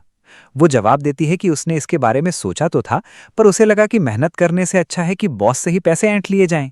हीरो को समझ आ जाता है कि इस बेवकूफ़ के तरफ एकदम सिर पैर के हैं, इसलिए वो वहां से चलने लगता है और कहता है कि बहुत हो गया, मुझे ऐसी कोई असिस्टेंट नहीं चाहिए। तभी वो एक सराय में पहुंचते हैं और प्रोटैगनिस्ट कहता है कि उसे 2 लोगों के लिए एक कमरा और एक बंदे के लिए अलग कमरा चाहिए, और हाँ, लड़की वाले कमरे में बाथटब जरूर होना चाहिए। सराय का मालिक कहता है कि बदकिस्मती से अभी सिर्फ एक सिंगल रूम ही खाली है। ये सुनकर लीना इमोशनल हो जाती है और कहती है कि बॉस उसके कमरे में बाथटब तक लगवाने की सोच रहे हैं। आखिर वो अपनी सबऑर्डिनेट नंबर 2 का इतना ख्याल क्यों रख रहे हैं? हीरो रूखा सा जवाब देता है, क्योंकि तेरे शरीर से गंदी बदबू आ रही है। वो शर्मिंदा तो होती है, पर फिर भी उसे थैंक यू बोलती है। लेकिन जाहिर है उसने ऐसा इसलिए किया क्योंकि वो एक लड़की है। वो 2 लड़कों के साथ एक ही कमरे में कैसे सो सकती है? साथ ही सीजर से थोड़ी दूरी बनाए रखना ही बेहतर था, ताकि हीरो के करिश्मा पॉइंट्स कम होने का खतरा ना रहे। फिर अचानक उसे याद आता है कि सीजर ने तो हाथ मिलाते मिलाते ही एक बंदे को टपका दिया था, तो उस पागल को अकेला छोड़ना भी खतरे से हाली नहीं है। पर फिर वो सोचता है कि अगर वो सीजर के साथ एक ही कमरे में सोया और नींद में सीजर ने उसे लात भी मार दी तो उसका काम तमाम हो जाएगा। सच तो यह है कि उसके साथ एक कमरे में रहना ज़्यादा डेंजरस है, इसलिए वो कहता है, सीजर, वो कमरा तू रख ले, मुझे नहीं चाहिए। सीजर उसकी तरफ मुड़ता है और पूछता है, रुको, क्या आप सराय के मालिक को मारकर उसका कमरा छीनने वाले हो? प्रोटैगनिस्ट सोचता है ये बंदा पक्का साइकोपैथ है, लेकिन सीजर को तो अलग ही गलतफहमी हो रही है। वो कहता है, वाह बॉस, आप वाकई हम सब में सबसे ज़्यादा बेरहम और ठंडे दिमाग वाले हो। पर एक बात बताइए, आप उस घटिया असासिन लीना की इतनी फिक्र क्यों कर रहे हैं? हीरो थोड़ा सा शर्माते हुए कहता है, अबे क्या बकवास कर रहा है? सीजर जवाब देता है, वो एक बेकार चेली है जो क्रिमिनल गिल्ड का मामला तक नहीं संभाल पाई। फिर भी आपने रहमदिल दिखाया और उसे बाथटब वाला कमरा दे दिया। लगता है आप उसका भरोसा जीतकर उसे झांसे में ले रहे हैं, है ना? आप आज रात बिस्तर पर ही उसका गेम बजाने वाले हैं। सच में? प्रोटैगनिस्ट हक्का बक्का होकर बोलता है, तू निरा बेवकूफ़ है। मैं बस अपने लिए दूसरा कमरा ढूंढ रहा हूं, क्योंकि मुझे भीड़भाड़ वाली जगह पर सोना पसंद नहीं है, और लीना के मेरे पास और भी बहुत से काम हैं, वक्त आने पर देख लेना। सीजर बस उसे घूरता रह जाता है, ये सोचकर कि वो अंदाजा भी नहीं लगा सकता कि बॉस के दिमाग में क्या खिचड़ी पक रही है। अगले सीन में हीरो सो रहा होता है और नींद में बड़बड़ाता है, नहीं, मुझे मत जगाओ, मैं बॉस हूं। पर यह सीजर ही था जो उसे उठा रहा था। हीरो चिढ़कर पूछता है कि वो यहाँ क्या कर रहा है। सूरज निकल आया है और लगता है वो 3 घंटे भी ढंग से नहीं सोया। तभी उसकी नज़र साइड पर पड़ती है और वो सन्न रह जाता है। सीजर वहां खून से लथपथ तलवार लिए खड़ा है और उसे चादर से पहुंच रहा है। प्रोटैगनिस्ट डरते हुए पूछता है, क्या तूने किसी का कत्ल कर दिया? सीजर बड़े गर्व से कहता है, बिल्कुल नहीं, मैंने 7 लोगों को मारा है और किसी ने देखा तक नहीं। हीरो को पूरा यकीन हो जाता है कि इस पागल ने पक्का नींद में लीना को मार डाला होगा। पर तभी न जाने कहां से वो लड़की किसी गुप्त दरवाजे ट्रैप डोर से बाहर निकल आती है और चहकते हुए कहती है, गुड मॉर्निंग बॉस, क्या आपको अच्छी नींद आई? हीरो का दिमाग चकरा जाता है कि आखिर ये सब चल क्या रहा है। वो कहती है कि वो बस ये पक्का करने आई है कि बॉस को हमेशा सुकून भरी नींद मिले और उनका भविष्य एकदम उज्जवल रहे। बेचारे हीरो को कुछ समझ नहीं आ रहा। उसे जगे हुए अभी 10 सेकंड भी नहीं हुए और ये दोनों उसके सिर पर सवार हो गए हैं। अजीब बात तो ये है कि दोनों उसके लिए फिक्रमंद दिख रहे हैं, पर फिर वो खुद को संभालता है और सोचता है कि इन दोनों को अपना साथी समझना बिल्कुल बेवकूफ़ी होगी। वो झटके से कहता है, बेहतर होगा कि हम यहाँ से अभी के अभी निकल लें। वापस एडवेंचरर गिल्ड पहुंचने पर वहां का नज़ारा काफ़ी खराब है। लोग बुरी तरह थके और हारे हुए लग रहे हैं। हर कोई किसी ऐसी चीज़ के बारे में बात कर रहा है जो लेबिरिंथ से 3 गुना ज़्यादा मुश्किल है। एक लड़की कहती है कि उसकी स्किल्स तो बढ़ रही हैं, पर उन मॉन्स्टर्स की हरकतें बहुत ही अजीब है। कोई दूसरा उसकी बात पर सहमति जताते हुए कहता है कि किसने सोचा था कि छोटे मोटे मॉन्स्टर्स को मारने में भी इतने पसीने छूट जाएंगे। तभी उनमें से एक बंदा किसी से टकरा जाता है और अंदाजा लगाइए वो कौन था। जब वो पीछे मुड़कर देखता है तो सामने सीजर खड़ा है। सीजर तुरंत उससे भिड़ जाता है, तेरी दिक्कत क्या है बे? क्या तू बॉस बनने की कोशिश कर रहा है? लीना भी पीछे मुड़ती है और प्रोटैगनिस्ट का कंधा थपथपाते हुए कहती है, बॉस, एक ठरकी मुझे घूर रहा है, बस एक बार इजाजत दे दो तो अभी इसका काम तमाम कर दूं। दोनों के दोनों गिल्ड में ही महाभारत शुरू करने के लिए तैयार हैं। वो डरा हुआ ग्रुप अपने दोस्त को लावारिस छोड़कर वहां से दुम दबाकर भाग जाता है और इसी के साथ हमारे हीरो की विलन वाली बदनामी और बढ़ जाती है। वो अपना सिर पीटते हुए कहता है, भगवान के लिए मेरी बात तो सुनो, हम हर बार ऐसे टाइम बर्बाद नहीं कर सकते। लीना जोश में आकर पूछती है, तो फिर क्या हम फाइनली कुछ बड़ा करने वाले हैं? हीरो कहता है, हाँ, हम लेबिरिंथ जा रहे हैं, पर चूंकि हम अभी नए हैं तो हमें शुरुआत बिगिनर मिशन से ही करनी होगी। सीजर पूछता है कि क्या इसमें कोई दिक्कत है? वहीं लीना तो सीधा हीरो को फट्टू ही बोल देती है। वो उन्हें समझाता है कि पावर बढ़ाने और मुश्किल मिशंस को अनलॉक करने के लिए ये शुरुआती क्वेस्ट पूरे करना जरूरी है। ये एक तरह से अपनी काबिलियत साबित करने जैसा है। सीजर कहता है कि उसे समझ आ गया, पर लीना फिर भी अड़ी रहती है कि बिगिनर मिशन ही क्यों। सीजर उस पर चिल्लाते हुए कहता है, तू वाकई बॉस को नहीं समझती। अगर हम इन मिशंस में कोई तगड़ा रिकॉर्ड बना देंगे तो नए खिलाड़ियों का हौसला टूट जाएगा। असली मकसद तो सबको नीचा दिखाना और जलील करना है। लीना चमकते हुए कहती है, अब समझी, हम खुद को नीचे इसलिए गिरा रहे हैं ताकि दूसरों को बेइज्जत कर सकें। ये तो सरासर दुष्टता है। प्रोटैगनिस्ट सोचता है कि चलो कम से कम ये दोनों तो किसी बात पर राजी हुए। जो भी हो, एक खूंखार इंसान जिसकी खुद की पावर 20 है, एक फुर्तीली लड़की जिसके पास जादुई पाउच है, ऐसी तिकड़ी के लिए बिगनर लेवल की चीजें पार करना कोई बड़ी बात नहीं है। ऊपर से पैसे भी मिलेंगे और लूट का सामान अलग। यही सब सोचकर वो अपनी गन उठाता है। वो गॉब्लिन सफाई वाला मिशन चुन लेता है। प्रोटैगनिस्ट सोचता है कि ये तो बड़े मजे की बात है। चूंकि टीम में एक्सपीरियंस सब में बराबर बढ़ता है तो उसे बिना उंगली उठाए ही लेवल अप होने का मौका मिल जाएगा। एक पुराने रैंक वाले खिलाड़ी के तौर पर यह उसका एकदम परफेक्ट प्लान था। वो ग्रुप से कहता है, तैयार हो जाओ, हम अपने पहले मिशन के लिए निकल रहे हैं। शहर के ठीक बीचों बीच एक विशाल गेट और भारी भरकम घेराबंदी के पीछे वो लेबिरिंथ मौजूद है। पूरा शहर इसी मकसद से बना है कि मॉन्स्टर्स को वहां कैद रखा जा सके और उन पर लगातार हमला किया जाए ताकि उनकी आबादी न बढ़ सके। जब वो लोग लेबिरिंथ के एंट्रेंस पर पहुंचते हैं तो वहां लाशों का अंबार लगा हुआ था। सीजर ठहाका मारकर कहता है, बेवकूफ़ों की फौज, कितनी घटिया मौत मरे हैं ये सब। हीरो कहता है, हो सकता है। सीजर हैरानी जताते हुए कहता है कि पता नहीं इन्हें किसने मारा होगा। कोई विशालकाय मिनोटॉर था, कोई ट्रोल, या फिर 3 मीटर लंबा ओग्रे। प्रोटैगनिस्ट उसे याद दिलाता है कि भाई ये बिगिनर मिशन है। गिल्ड वाले उन्हें ऐसी जगह कभी नहीं भेजेंगे जहां इतने खतरनाक मॉन्स्टर्स हों। सीजर मायूस होकर कहता है, बड़े अफसोस की बात है, मैं तो अपनी असली ताकत दिखाने के लिए बेताब था। तभी लीना एक तरफ इशारा करती है कि उन लाशों के पास कुछ गॉब्लिन डाकू मौजूद हैं। वो दोनों बस वहां खड़े तमाशा देख रहे होते हैं। हीरो कहता है, चलो ये रहा तुम्हारा पहला बड़ा मुकाबला, जाओ और इन्हें ठिकाने लगाओ। सीजर अपनी तलवार निकालते हुए बड़े फिल्मी अंदाज में कहता है, अंधेरे की दुनिया में इनकी परछाई तक नहीं बचेगी, ये देखो मेरा जलवा। लेकिन इससे पहले कि वो अपनी बात पूरी कर पाता, लीना बिजली की रफ्तार से आगे झपटती है। वो 2 बार वार करती है और दोनों गॉब्लिन्स को वहीं ढेर कर देती है। खेल खत्म। वो चिढ़कर सीजर से पूछती है कि वो वहां खड़ा होकर कहानियां क्यों सुना रहा है, जबकि वो लोग उसे मारने ही वाले थे। वो कहती है कि उसे तो इन गॉब्लिन्स का खात्मा करना ही था क्योंकि वो उसके शिकार छीनने की कोशिश कर रहे थे। ये सब देखकर पहली बार प्रोटैगनिस्ट को असली डर लगता है कि कहीं ये दोनों आपस में ही न भिड़ जाएं, भले ही ये दोनों उसी के चेले क्यों ना हों। उसके दोनों चेले आपस में भिड़े हुए थे। अच्छी बात यह हुई कि कहीं से भी गॉब्लिन्स का पूरा झुंड उन पर टूट पड़ा। पर सच कहूं तो मुझे लगा था कि ये दोनों अब अपना झगड़ा रोक देंगे, लेकिन नहीं, ये नमूने अभी भी एक दूसरे की जान लेने पर तुले हैं। लीना सीधा सीजर पर झपटी और उसने अपनी तलवार घुमा दी। लड़की इतनी फ्लेक्सिबल है कि सारे वार बचा गई, पर बोनस में आसपास के 4 गॉब्लिन्स की चटनी बन गई। लीना उसे गंदा आदमी बोलकर 3 चाकू फेंकती है।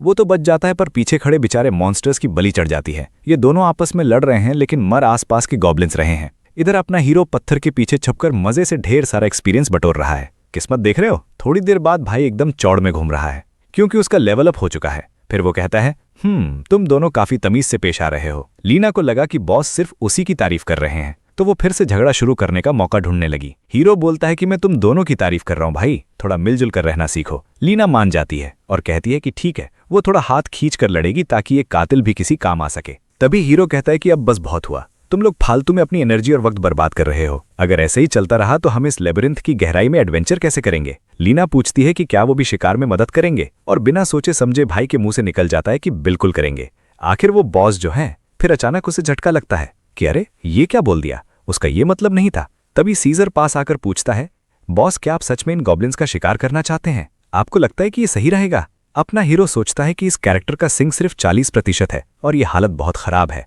पर वो हार नहीं मानता और कहता है क्यों नहीं, हिम्मत नहीं हारनी चाहिए। सीजर कहता है ठीक है फिर, समझ गया। अब लीना तो खुशी के मारे उछलने लगी कि पहली बार बॉस को लड़ते हुए देखेगी। उसे पूरा यकीन है कि बॉस अपनी खतरनाक ताकत से सबको हैरान कर देंगे। वो उंगली से इशारा करके बताती है कि देखो वो रहा एक गॉब्लिन। वो छोटा सा जीव तो पहले से ही अधमरा है और कांपते हुए उनकी तरफ आ रहा है।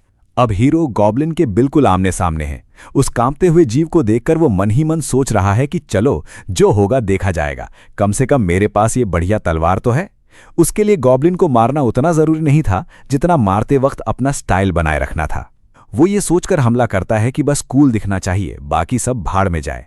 लेकिन वो नन्हा एल्डर गॉब्लिन अचानक साइड हट जाता है और अपनी डंडी से हीरो के सिर पर दे मारता है। हीरो को एहसास होता है कि ये जीव तो अजीबोगरीब तरीके से तेज है।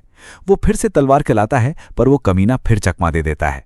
किस्मत अच्छी थी कि तलवार में डिफ्यूजन इफेक्ट लगा था, जिससे तलवार की धार अपनी लंबाई से थोड़ा आगे तक वार कर सकती थी और वो गॉब्लिन को लग गई। फिर भी वो गॉब्लिन पीठ के बल गिरा, लहूलुहान हालत में गुलाटी मारी और वहां से दुम दबाकर भाग निकला। हमारे लड़के को लगा कि वो जीत जाएगा, पर उसे डर भी था कि अगर वो बुढ़ा गॉब्लिन बच निकला तो बड़ी बेइज्जती होगी। वो टशन में अपनी तलवार घुमाकर उसकी तरफ फेंकता है, लेकिन तलवार किसी कूड़े की तरह बीच में ही जमीन पर गिर जाती है। वो दोनों चेले बस खड़े होकर तमाशा देखते रहते हैं और गॉब्लिन आंखों से ओझल हो जाता है। अपना हीरो अब ऐसे एक्टिंग करता है जैसे कुछ हुआ ही ना हो। वो चुपचाप अपनी तलवार उठाता है और आगे बढ़ने लगता है। तभी सीजर बोलता है, बॉस आपकी इस बॉडी ने तो मेरी उम्मीदों के भी पार परफॉर्म किया है। लीना बेचारी कंफ्यूज हो जाती है और पूछती है, उम्मीदों के पार? क्या बॉस सच में इतने फिसड्डी हैं? हमारा हीरो बिना कुछ बोले बस चलता रहता है, जबकि लीना अपना दिमाग लगा रही है कि आखिर माजरा क्या है, क्या उनकी तबीयत खराब है। वो कोई जवाब नहीं देता और वहां से निकल जाता है। कुछ देर बाद वे सब एक कैंप फायर के चारों ओर बैठे होते हैं और माहौल काफी अजीब होता है। लीना बार बार इधर उधर देख रही है, उसे कुछ समझ नहीं आ रहा। फिर अचानक वो अपने हाथ ऊपर उठाती है और कहती है कि वो अभी ग्रोथ फेज में है, इसलिए वो पहरा देने के बजाय जल्दी सोने जा रही है। सीजर उसे फिर से उसी अजीब से निकनेम से बुलाता है और कहता है कि बॉस की तबीयत ठीक नहीं है। क्या उसे दिख नहीं रहा कि आराम की सबसे ज्यादा जरूरत उन्हें है? लीना तुनक कर कहती है कि वो यहाँ सबसे छोटी है और सीजर को आराम की कोई जरूरत नहीं है, वही पहरा देगा। तभी हीरो बताता है कि सीजर सिर्फ 15 साल का है। ये सुनकर लीना की आंखें फटी की फटी रह जाती हैं। वो कहती है कि नामुमकिन है, ये तो 30 साल का कोई थका हुआ अधेड़ आदमी लगता है। सीजर हंसकर कहता है कि उससे कमजोर लोग उम्र की बातें ना ही करें तो बेहतर है। हीरो बात काटते हुए कहता है कि अब बस करो लीना, तुम एक डाकू हो तो अपने ट्रैकिंग स्किल्स का इस्तेमाल करके रास्ता ढूंढो। लेकिन वो हाथ खड़े कर देती है और कहती है कि बदकिस्मती से उसने वो सब कभी सीखा ही नहीं। हीरो को बड़ा झटका लगता है। वो सोचता है कि क्या तुमने डाकू क्लास के सारे नेविगेशन स्किल्स इग्नोर कर दिए? वो बड़े गर्व से कहती है हाँ। हीरो पूछता है कि फिर सीखा क्या है? वो कहती है कि उसने सिर्फ छुपना, घुसपैठ करना और कत्ल करना सीखा है, बस। सीजर का खून खौलने लगता है और हीरो को लगता है कि अब उनकी लंका लगने वाली है। बिना किसी जानकारी के वो इस डंजन में रास्ता कैसे ढूंढेंगे? आखिरकार बॉस होने के बावजूद हीरो को ही पहरा देना पड़ता है, जो कि काफी अजीब है। लेकिन जब वो पीछे मुड़कर देखता है तो उसे लीना कहीं नजर नहीं आती। उसे समझ आता है कि वो बेवकूफ लड़की सच में कहीं जाकर छुप गई है। फिर अचानक वो एकदम उसके बगल में प्रकट होती है और टशन दिखाते हुए कहती है कि उसे बच्चों पर तरस आ रहा है, इसलिए वो उसे कुछ ऐसा सिखाएगी जो उसे पसंद आएगा। तभी एक स्किल ट्रांसफर इवेंट शुरू हो जाता है जिससे वो उसकी कोई एक तकनीक सीख सकता है। हीरो को इसमें दिलचस्पी जागती है क्योंकि वो एक प्रोफेशनल हत्यारन है। वो पूछता है, तुम मुझे क्या सिखाने वाली हो? वो कहती है, सबसे जरूरी चीज। हीरो पूछता है कि क्या वो कत्ल करना सिखाएगी, और वो कहती है कि बिल्कुल सही पकड़ा। वो अपने छोटे से चाकू को चाटती है, पलक झपकते ही उसके पीछे पहुंच जाती है और कहती है कि सारा खेल रफ्तार और शरीर के नाजुक हिस्सों पर वार करने का है। फिर वो दीवार में चाकू घोंपकर उसे कहती है कि अब यही चीज उसे 1000 बार करनी है। हीरो थोड़ा कंफ्यूज तो है, पर क्योंकि ऐसे मिशन बड़ी मुश्किल से मिलते हैं, वो उसकी बात मानकर प्रैक्टिस शुरू कर देता है और वो उसे परेशान करती रहती है। 1000 बार वार करने के बाद वो पूरी तरह थक जाता है, लेकिन स्किल ट्रांसफर फेल हो जाता है क्योंकि उसे सिर्फ 3% महारत हासिल हुई थी। लीना उसका मजाक उड़ाते हुए कहती है कि वो एक बात को लेकर श्योर है, बॉस कत्ल करने के मामले में बिल्कुल फिसड्डी हैं।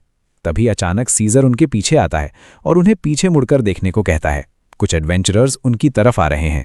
जैसे ही 2 आदमी कोना मुड़ते हैं, उनकी नज़र इन तीनों पर पड़ती है और वो हमें घूरते देख उल्टे पैर दुम दबाकर भाग खड़े होते हैं।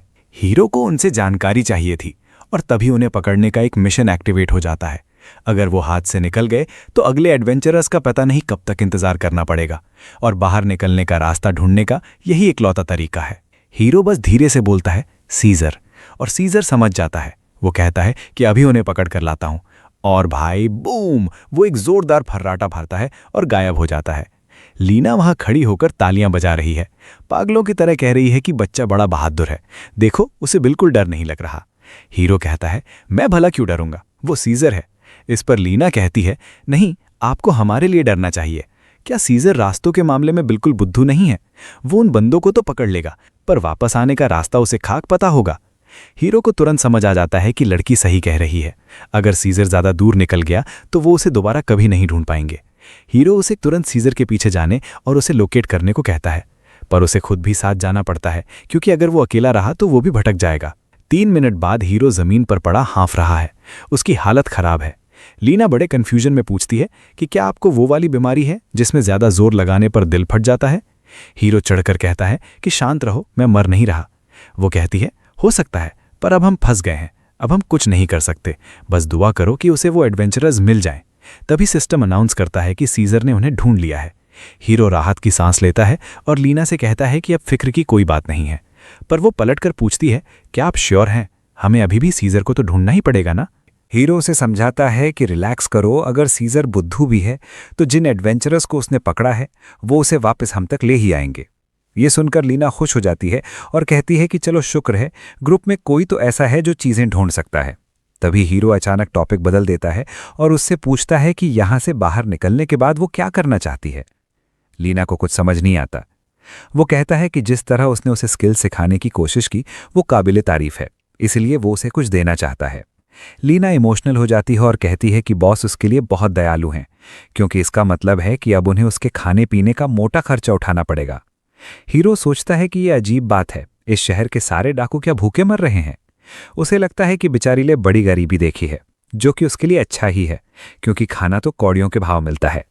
अपने इन गुलामों, मेरा मतलब है चेलों को खाने के बदले काम पर रखना काफी सस्ता पड़ेगा। तभी अचानक एक वार्निंग आती है, सीजर ने एक एडवेंचरर को मार डाला। हीरो को एकदम याद आता है कि वो एक छोटा सा डिटेल भूल गया था, सीजर सबको जान से मार देगा। उसी वक्त लीना इशारा करती है कि वहां और भी एडवेंचरर्स हैं, पूरा का पूरा ग्रुप। हीरो गुस्से में उन्हें घूरने लगता है, जबकि लीना अजीब तरह से एक्साइटेड है। भाई साहब, वो तो अभी से अपना खंजर निकालने लगी है।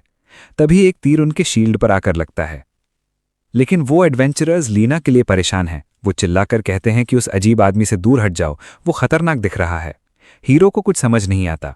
वहीं उनमें से एक उसे गालियां देने लगता है कि कितना नीच इंसान है जो इस डंजन में एक छोटी सी बच्ची का फायदा उठा रहा है। हीरो अभी भी सदमे में है कि ये लोग ऐसा क्यों सोच रहे हैं, और सबसे बड़ी दिक्कत ये है कि अगर सीजर इस वक्त यहां आ गया तो ये सब मारे जाएंगे। वो सोचता है कि लीना अब क्या करेगी, पर वो तो बस उस पर हंसे जा रही है। फिर वो अचानक हीरो से चिपक जाती है और एक्टिंग करने लगती है, ओह मैं कितनी बेचारी और नाजुक लड़की हूं, इस दुष्ट आदमी ने मेरा अपहरण कर लिया है। भाई पर तो गोलियां चलने की नौबत आ गई है। आर्चर चिल्लाता है कि लड़की को अभी के अभी छोड़ दो। हीरो उसे पकड़कर झकझोरता है और पूछता है कि क्या उसे मजा आ रहा है, और वो है कि हंसती ही जा रही है। तभी और भी खंजर उनकी तरफ आते हैं। जेलिया उसे पीछे धक्का देती है जिससे वो दोनों बच जाते हैं। उनका कैप्टन कहता है, सावधान, ये बंदा होलिन के खंजरों को चकमा दे रहा है, इसके पास कोई एडवांस्ड विजन है। होलिन पूछता है, जेसन, क्या तुम्हें भी महसूस हो रहा है? महसूस हो रहा है। मुझे लग रहा है कि खतरा बहुत बड़ा है। ये बंदा जितना कमजोर दिख रहा है उतना है नहीं। हमें इसे पूरी गंभीरता से लेना होगा और अपनी जान की बाजी लगाकर इसका सामना करना होगा। अचानक उनका कैप्टन सीरियस हो जाता है और कहता है, काल, मुझे तुम्हें बताना है कि मैं शुरू से ही तुमसे प्यार करता हूं। काल बेचारी शर्मा जाती है और कहती है कि अगर हम जिंदा बचे तो बाकी की बात तब करना। हीरो दूसरी तरफ खड़ा सोच रहा है, ये क्या बकवास चल रही है। यहां रोमांस और ड्रामा चल रहा है, पर ये लोग मुझसे डर क्यों रहे हैं? वो सब हमला करने के लिए दौड़ते हैं। तभी लीना पूछती है कि क्या वो उन सबको जान से मार दे। हीरो नहीं चाहता कि वो ऐसा करे, पर उसे ये भी नहीं पता कि वो खुद क्या करेगा। तभी एक नोटिफिकेशन आता है कि सीजर ने एक और एडवेंचरर को मार गिराया है, जिससे हीरो को थोड़ा एक्सपीरियंस मिलता है और उसका लेवल अप हो जाता है। उसे तुरंत एक नई स्किल मिलती है, बॉस स्पिरिट।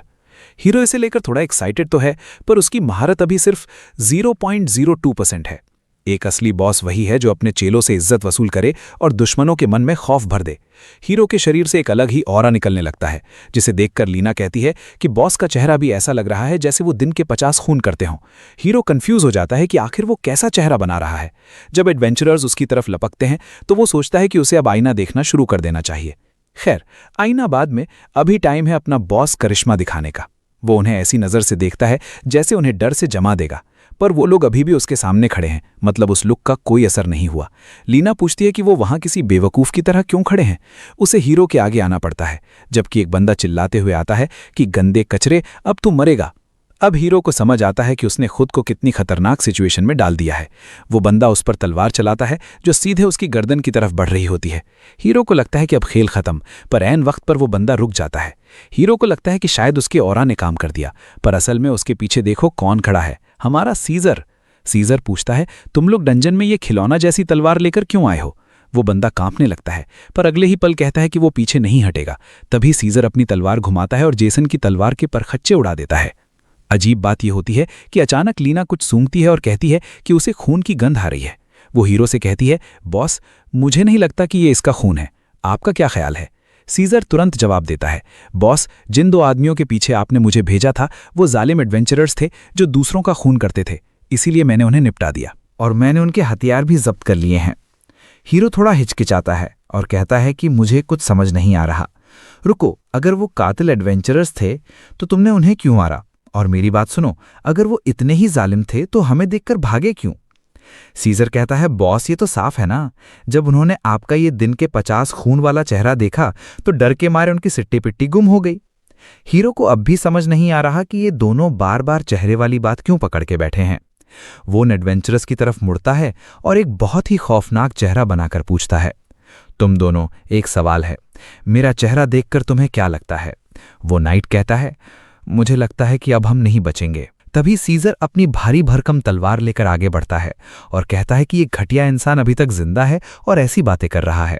बॉस ने इसे छोड़ दिया और ये कहता है कि ये बचेगा नहीं, ये तो सरासर बेइज्जती है। सीजर के हिसाब से इन सबको अभी मर जाना चाहिए, पर हीरो चिल्लाता है, रुको, ठहरो।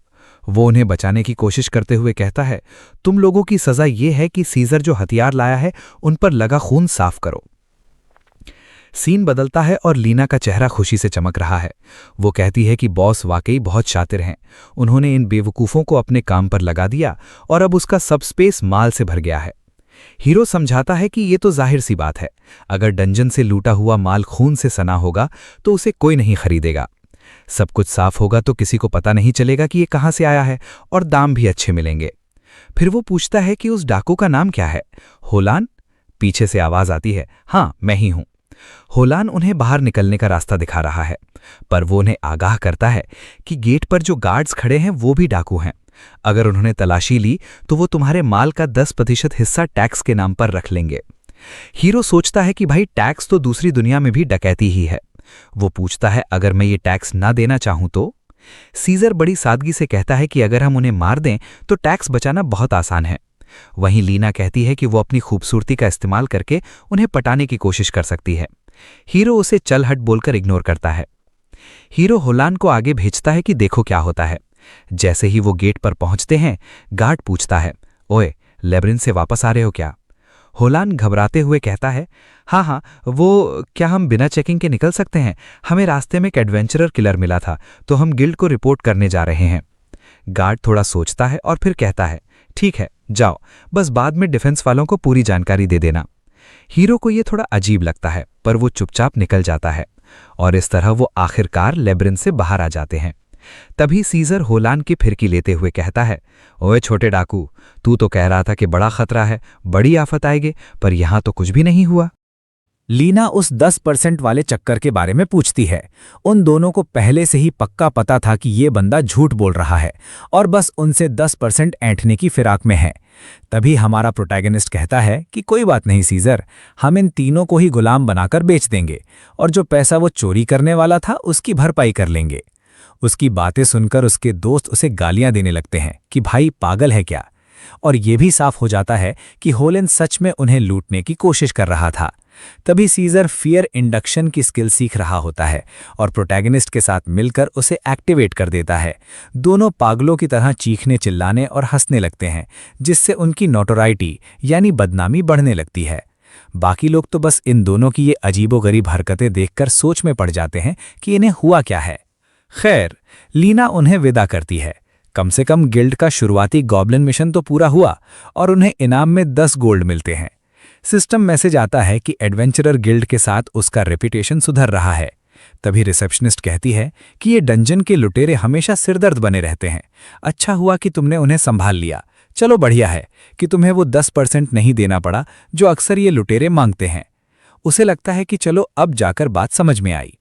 पर तभी वो लड़की पासा पलटते हुए कहती है कि लुटेरों को नहीं दिया तो क्या हुआ, गिल्ड को तो अभी भी 10% फीस देनी ही पड़ेगी। तीनों के होश उड़ जाते हैं।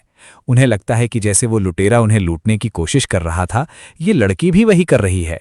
वो अभी शिकायत करने ही वाला था कि वो बोल पड़ी, रुक जाओ, क्या तुम्हें ये ज्यादा लग रहा है? तो मेरे पास एक जबरदस्त आइडिया है। क्यों ना तुम मेरा नाम सामान बेचने वाले के तौर पर लिखवा दो, फिर तुम्हें कोई फीस नहीं देनी पड़ेगी।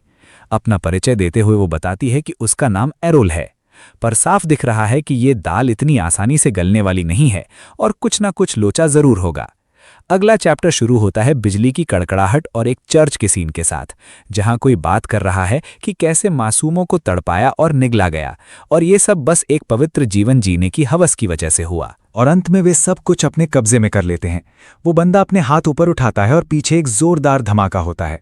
पर इस मामले में ट्विस्ट ये है कि सीजर ने बीच में ही कमरे में घुसकर उस बंदे की कल्ट वाली सभा में खलल डाल दिया। दोनों एक दूसरे को घूरते हैं और सीजर उससे पूछता है कि क्या वो कोई पादरी है। वो बंदा पूछता है कि वो उसकी क्या मदद कर सकता है। तभी सीजर चिल्लाकर कहता है कि अरे भाई, बॉस की तबीयत खराब है। इसके बाद कहानी कुछ घंटे पहले होटल के सीन पर जाती है, जहां प्रोटैगनिस्ट कहता है कि आज रात हम किसी आलीशान जगह पर रुकने वाले हैं।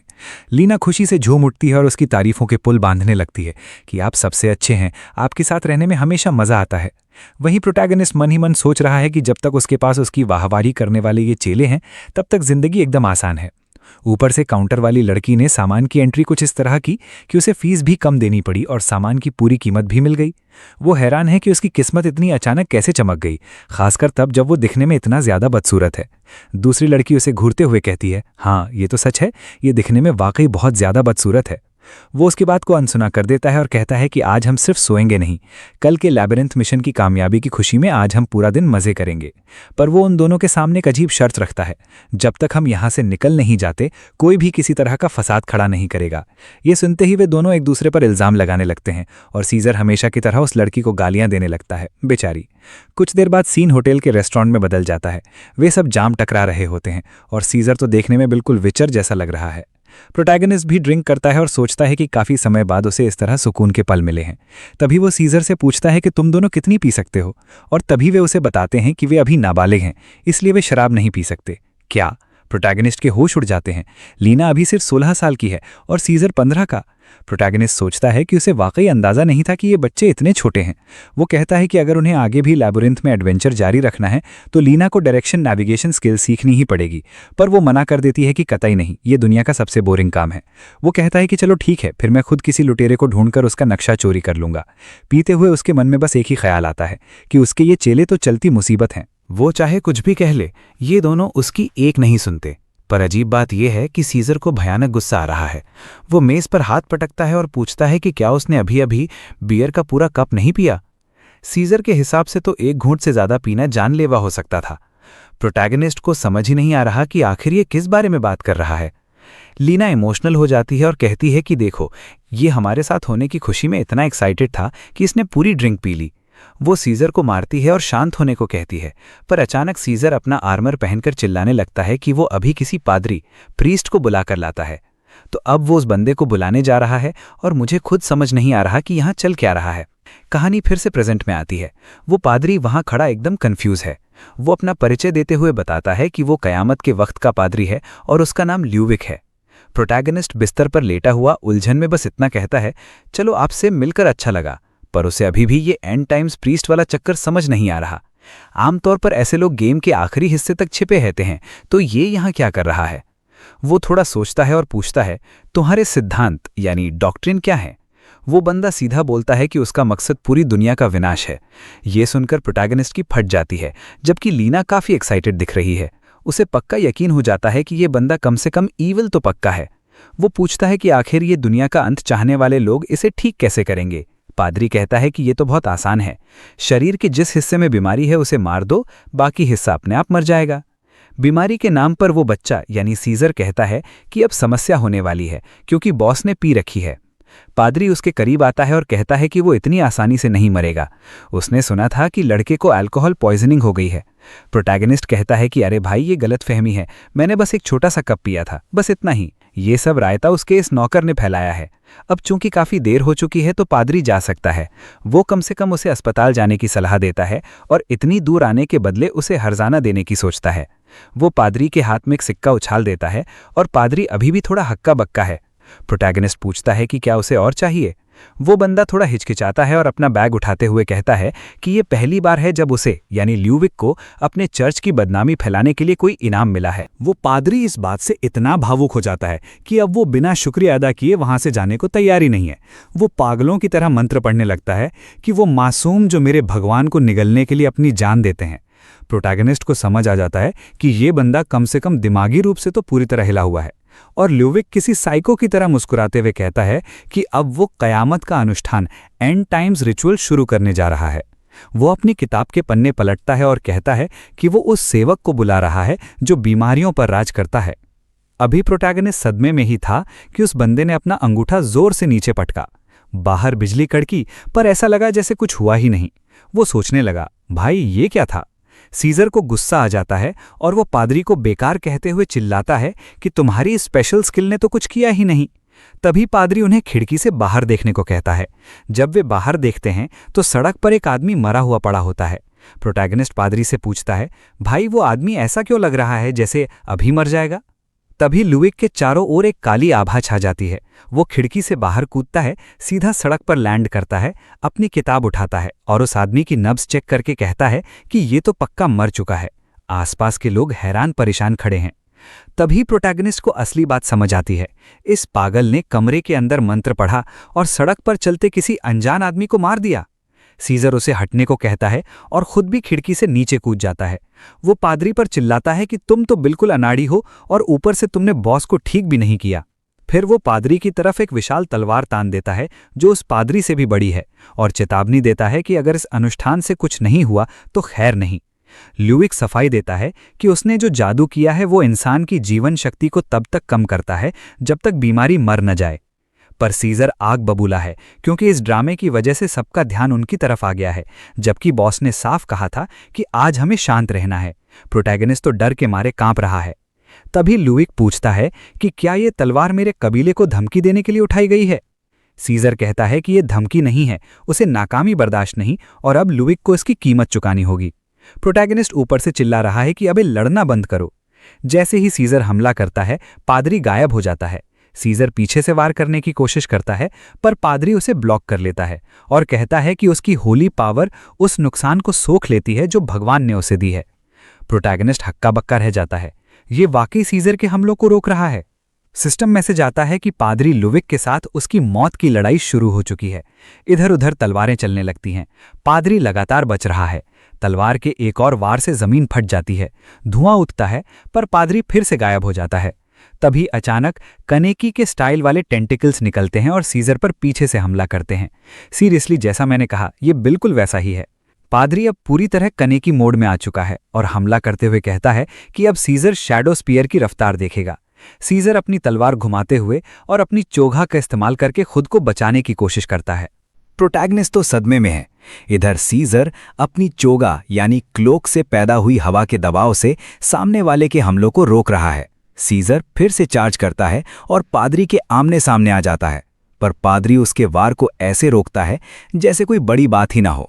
एक पल के लिए प्रोटैगनिस्ट को लगता है कि पादरी कमजोर पड़ गया है, पर तभी उसकी पीठ से एक और कानेकी वाला टेंटिकल बाहर निकल आता है। प्रोटैगनिस्ट घबरा जाता है कि कहीं सीजर के सीने में वो चीज न धंस जाए, क्योंकि अगर सीजर मरा तो समझो प्रोटैगनिस्ट का गेम ओवर हो गया। कुछ फटने की आवाज आती है, पता नहीं क्या था, पर चलिए अगले चैप्टर की ओर बढ़ते हैं। जैसे ही पादरी अपने टेंटिकल से हमला करता है और प्रोटैगनिस्ट सोच रहा होता है कि इसे रोकें कैसे, तभी वो अचानक चिल्लाता है, कार्ड्स आ गए। पादरी पीछे मुड़ता है और ऐसा लगता है कि उसने सीजर को आर पार कर दिया है, पर नहीं, दरअसल प्रोटैगनिस्ट ने उसे बस 1 सेकंड के लिए डिस्ट्रैक्ट किया था, जिससे हमला सीजर के हाथ के बगल से निकल गया। सीजर हंसता है, अपना हाथ उठाता है और एक जोरदार वार उस बंदे की पीठ और सीने पर जड़ देता है, जिससे वो सीधा जमीन में धंस जाता है। भाई, मामला सीरियस था। एक पल के लिए मुझे लगा था कि ये पादरी प्रोटैगनिस्ट की टीम में शामिल हो जाएगा। सीजर चिल्ला रहा है कि उसने उस कमीने पादरी को मार गिराया, जबकि पूरा शहर सोच में पड़ा है कि ये क्या बवाल है। तभी उसकी नजर आती पुलिस पर पड़ती है।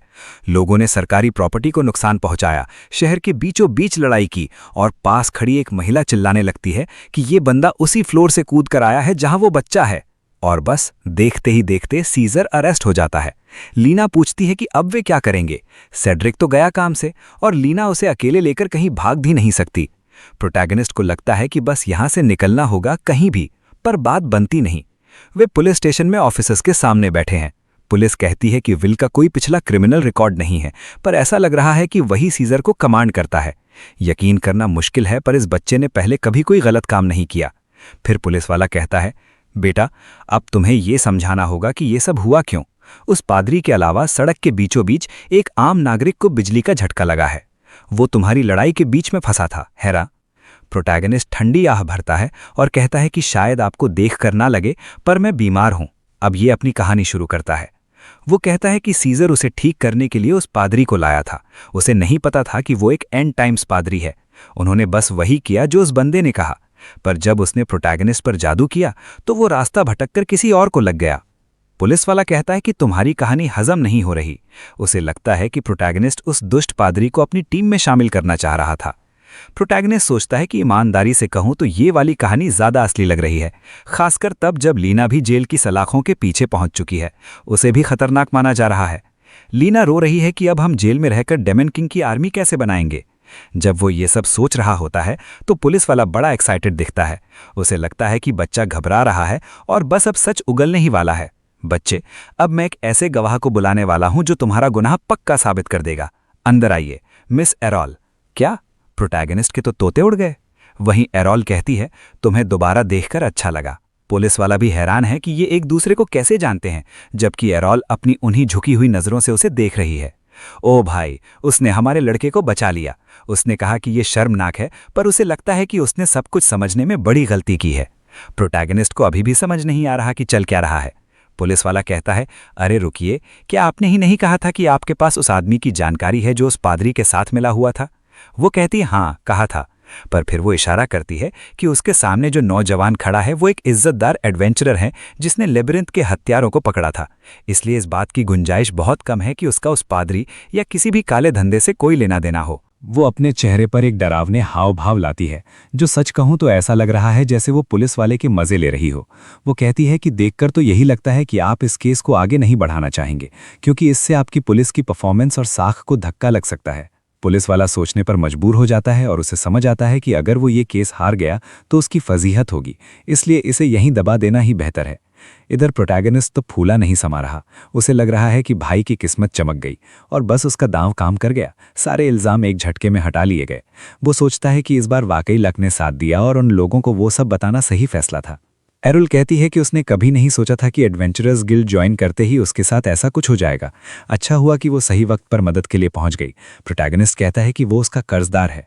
ये सुनकर एरुल के चेहरे पर फिर से एक शरारती और थोड़ी सी ईविल मुस्कान आती है और वो कहती है, तो इसका मतलब है कि अब तुम गिल्ड के एक्सक्लूसिव मेंबर बन जाओगे, है ना? इसके बाद वो ये कहकर निकल जाती है कि अब सब सुलझ चुका है, पर लीना को पक्का यकीन है कि आगे इनके लिए कोई बड़ी मुसीबत खड़ी होने वाली है। वहीं प्रोटैगनिस्ट कहता है कि उसे इस बात की चिंता ज़्यादा है कि वो रात भर सो नहीं पाया और अब नींद के मारे उसकी जान निकल रही है।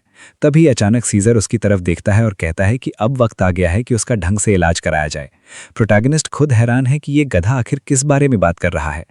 सीन इलाज की तरफ बढ़ता है और मुझे अभी भी ये समझ नहीं आ रहा कि इसे जरा सी बियर पिलाने पर ये लोग इतने परेशान क्यों हैं। पादरी वहां खड़ा हीलिंग मंत्र पढ़ रहा है पर कहता है कि पता नहीं क्यों ये काम ही नहीं कर रहा। प्रोटैगनिस्ट जवाब देता है कि हीलिंग तो इस बात पर निर्भर करती है कि कितनी डिवाइन पावर इस्तेमाल की गई है। पादरी सोचने लगता है कि शायद ये कोई ऐसा श्राप है जिसे उसके जैसा छोटा पादरी ठीक नहीं कर सकता। प्रोटैगनिस्ट सोच रहा है कि अब तो मैं गया।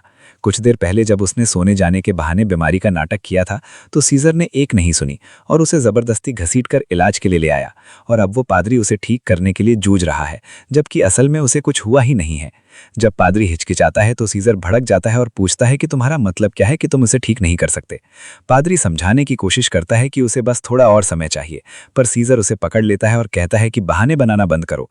तुम्हें पता होना चाहिए कि सड़क पर उस पादरी का जो हाल हुआ था वो हमने ही किया था। तभी प्रोटैगनिस्ट मन ही मन सोचता है कि भाई ये ऐसी बात नहीं है जिसे तुम सबके सामने चिल्ला कर कहो। तभी अचानक पीछे से कोई पूछता है कि क्या इस मरीज के श्राप की पहचान नहीं हो पा रही। सीजर मुड़कर पूछता है कि कौन है बे तू, पर वो इंसान बस इतना कहता है, जरा साइड हटो। जैसे ही हीरो ने मुड़कर देखा, सामने वाले के चेहरे के हाव भाव बता रहे थे कि भाई इसकी शक्ल इतनी भयानक है कि पक्का इस पर कोई तगड़ा श्राप है। तभी उस गोरे लड़के ने अपना हाथ उठाया और जादू के मंत्र पढ़ने लगा, पर उसकी खुद की हालत टाइट थी। उसके हाथ कांप रहे थे और उसे समझ नहीं आ रहा था कि आखिर ये सब हो कैसे रहा है। इस बंदे का नाम इलेन है।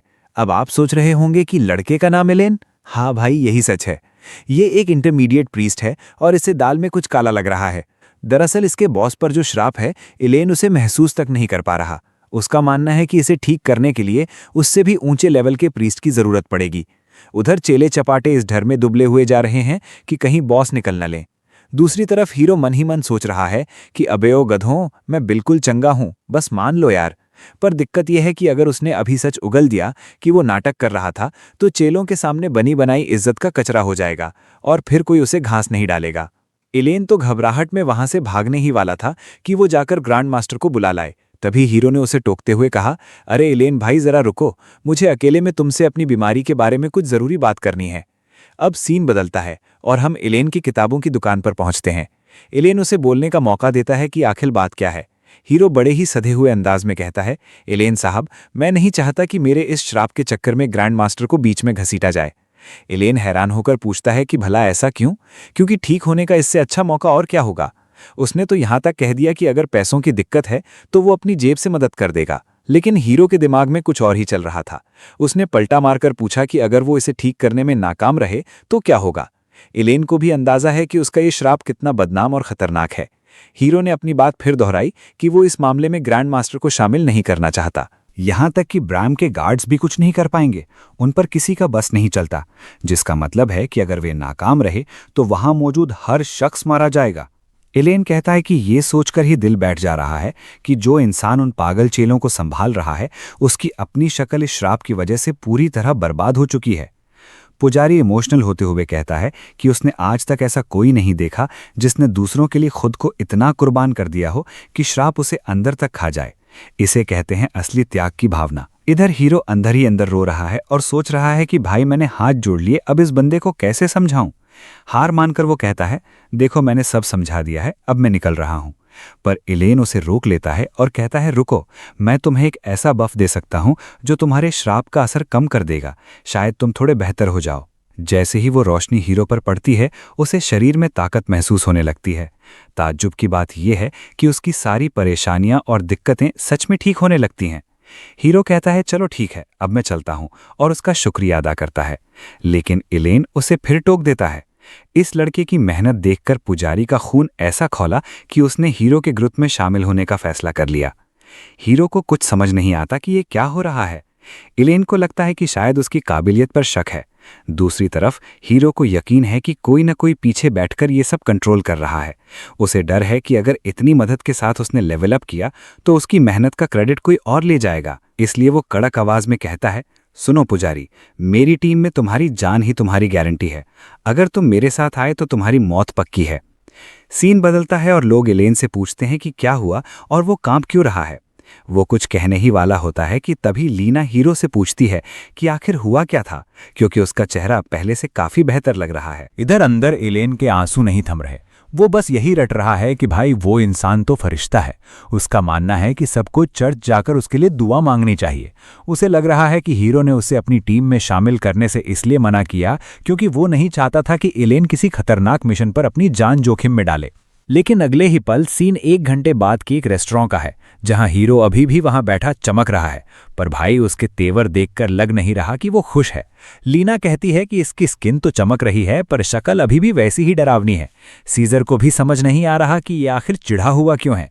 हीरो कहता है कि देखो भाई, मैं किसी को दोष नहीं देना चाहता, पर तुम दोनों को ये मानना पड़ेगा कि हम जो भी मिशन हाथ में लेते हैं उसका रायता जरूर फैलता है। ये सुनते ही वो दोनों आपस में ही भिड़ जाते हैं और एक दूसरे पर इल्जाम लगाने लगते हैं, जिस पर हीरो उन्हें चुप कराते हुए कहता है कि बस करो यार, अब असली मुद्दा ये है कि इस सब का हल कैसे निकाला जाए। और उसका हल है बार्गेनिंग स्किल, मोल भाव करने की कला। सिस्टम के हिसाब से ये हुनर मिट्टी से भी सोना निकाल सकता है। आपकी टैलेंट जितनी ज्यादा होगी आप उतना ही तगड़ा मोल भाव कर पाएंगे। लीना अपनी नाक सिकोड़ते हुए कहती है कि ये तो बड़ी शर्मनाक बात है, ये मोल भाव करना बहुत ही घटिया काम है। हीरो कहता है कि तुझे चीजों की असली कीमत नहीं पता, बस देखती जा। वो दुकान के मालिक को बुलाता है, जो बड़े अजीब तरीके से घूरते हुए आता है और पूछता है कि हाँ भाई, क्या चाहिए। हीरो कहता है जरा इस खाने पर नजर डालिए जो मैंने ऑर्डर किया है। मालिक कहता है हाँ भाई, काफी सारा ऑर्डर किया है तो मैं क्या करूं। फिर हीरो अपना दांव खेलता है। मुझे लगता है इससे आपकी आज की अच्छी खासी कमाई हो गई होगी, है ना। जैसे ही वो अपनी बार्गेनिंग स्किल एक्टिवेट करता है, मालिक का दिल पिघल जाता है और वो कहता है हाँ भाई, बात तो सही है, चलो तुम सबको मेरी तरफ से ड्रिंक्स फ्री। हीरो अपने चेलों को समझाता है कि देखो, बिना हाथ पैर चलाए भी चीजें हासिल की जा सकती हैं। सीजर को लगा कि उसे सब समझ आ गया और उसने तुरंत मेज पर हाथ पटका। उसने मालिक को फिर बुलाया और रॉब से पूछा, क्यों भाई, महसूस तो किया ही होगा तुमने, मेरा मतलब है कि ये बच्चा असल में क्या चाहता है। अब मालिक को समझ नहीं आ रहा कि सीजर आखिर क्या खिचड़ी पका रहा है। मालिक कुछ देर रुकता है और फिर वार्निंग देते हुए कहता है कि देखो, अगर यहां तमाशा किया ना तो सीधे पुलिस को बुला लूंगा। ये सुनते ही सीजर के तेवर चढ़ जाते हैं। अबे ओ, दिमाग ठिकाने हैं, आज पूरा शहर तहस नहस करने के बाद हम खुद पुलिस स्टेशन गए थे और फिर भी शान से बाहर निकल कर आए हैं, हमारा कोई कुछ नहीं बिगाड़ सकता। हीरो फिर से वही सोच रहा है कि लो भाई, सीजर ने फिर अपनी जबान कैंची की तरह चलाने शुरू कर दी। तभी दुकान का मालिक बड़े शक भरे अंदाज में हीरो की तरफ मुड़ता है और पूछता है कि क्या कोई नया क्रिमिनल गैंग मार्केट में आया है जिसके बारे में उसे खबर नहीं। उसे लगता है कि ये लोग इस जगह की अहमियत जानते हुए ही यहाँ कोई बड़ा कांड करने आए हैं। तभी अचानक कमरे का एक गुप्त दरवाजा खुलता है। वैसे इस शहर के हर घर में ऐसे चोर दरवाजे होते ही हैं और वहां से एक पूरा गैंग बाहर निकल आता है। मालिक हंसते हुए कहता है कि उसे वो ग्राहक पसंद हैं जो अपना असली मकसद साफ रखते हैं। सीजर तो जैसे इसी ताक में था, वो एक्साइटेड होकर चिल्लाता है कि भाई, ये मोलभाव वाली ट्रिक तो सच में काम कर गई। उसे लड़ाई चाहिए थी और उसे मिल गई। वो अपनी तलवार लेकर सीधा उन पर टूट पड़ता है। पहली ही काट में आधे गुंडे ढेर हो जाते हैं और बाकी खौफ के मारे कांपने लगते हैं। सिस्टम से वार्निंग आती है कि आप एक खतरनाक गैंगस्टर एरिया में हैं, जहां एक क्रिमिनल गैंग छुपकर रेस्टोरेंट चला रहा है। सीजर वहां सब कुछ तहस नहस कर रहा होता है। गैंग का बॉस चुपके से खिसकने की कोशिश करता है। वो दंग है कि एक ही हमले में उसके आधे बंदे निपट गए। वो चिल्लाकर सबको फैलने का ऑर्डर देता है, पर उसका ध्यान पीछे खड़ी लीना पर नहीं जाता। लीना बड़े प्यार से पूछती है कि मुझ जैसी खूबसूरत लड़की पर तुम्हारा ध्यान कब जाएगा। शायद इनका कोई पुराना हिसाब है, क्योंकि वो अपनी तलवार को चाटते हुए पूछती है कि क्या मुझे पहचाना। कुछ ही सेकंड में बॉस की सिट्टी पिट्टी गुम हो जाती है। वो थर थर कांपते हुए माफी मांगने लगता है कि उसे मोलभाव न करके बहुत बड़ी गलती कर दी। हीरो अपनी उसी डरावनी शक्ल के साथ वहां खड़ा है और बॉस ये जानने को बेताब है कि आखिर ये बंदा है कौन। विल यानी हीरो कहता है कि अब पछताने से क्या फायदा, क्या तुमने मेरी इस जूनियर को नहीं पहचाना? बॉस गिड़गिड़ाते हुए कहता है, बिल्कुल पहचाना, ये हमारे संगठन की टॉप लेवल की फाइटर थी जिसने एक ही दिन में हमारी पूरी यूनिट तबाह कर दी थी और फिर गायब हो गई। अब हालत यह है कि शहर का हर अपराधी इस लड़की और इसके ग्रुप को जान से मारने के लिए ढूंढ रहा है। लीना तो ये सुनकर बड़ी खुश है कि वो इतनी फेमस है, पर हीरो का सिर चकरा रहा है कि भाई ये सब कब हो गया? अब पुलिस तो इनके पीछे थी ही, अब क्रिमिनल भी पीछे पड़ गए हैं, जिसका मतलब है कि ये किसी पर भरोसा नहीं कर सकते। पर अब पीछे हटने का रास्ता तो बचा नहीं था। हीरो अपनी जगह से खड़ा होता है और रौब झाड़ते हुए कहता है, अच्छा तो मेरी जूनियर को पूरा शहर ढूंढ रहा है, तो फिर बेहतर होगा कि तुम मुझे उन लोगों के नाम बताओ जो इसके पीछे पड़े हैं। अगर किसी ने भी अपना मुंह नहीं खोला तो आज यहां से कोई भी जिंदा बाहर नहीं जाएगा। बॉस को लगता है कि ये लड़का तो बड़ा ही बेरहम है जो सिर्फ इतनी सी बात के लिए सबको मार देगा। हीरो बाहर निकलने का नाटक करता है और लीना को हुक्म देता है कि इसे खत्म कर दो। तभी वो बॉस गिड़गिड़ाने लगा और बोला कि वो सब सच सच बता देगा। हीरो ने उसे चिताया कि मेरे सामने झूठ बोलने की कोशिश भी मत करना। तब जाकर उस बॉस ने राज खोला कि असल में पूरा डकैत संगठन इस वक्त बिखरा हुआ है।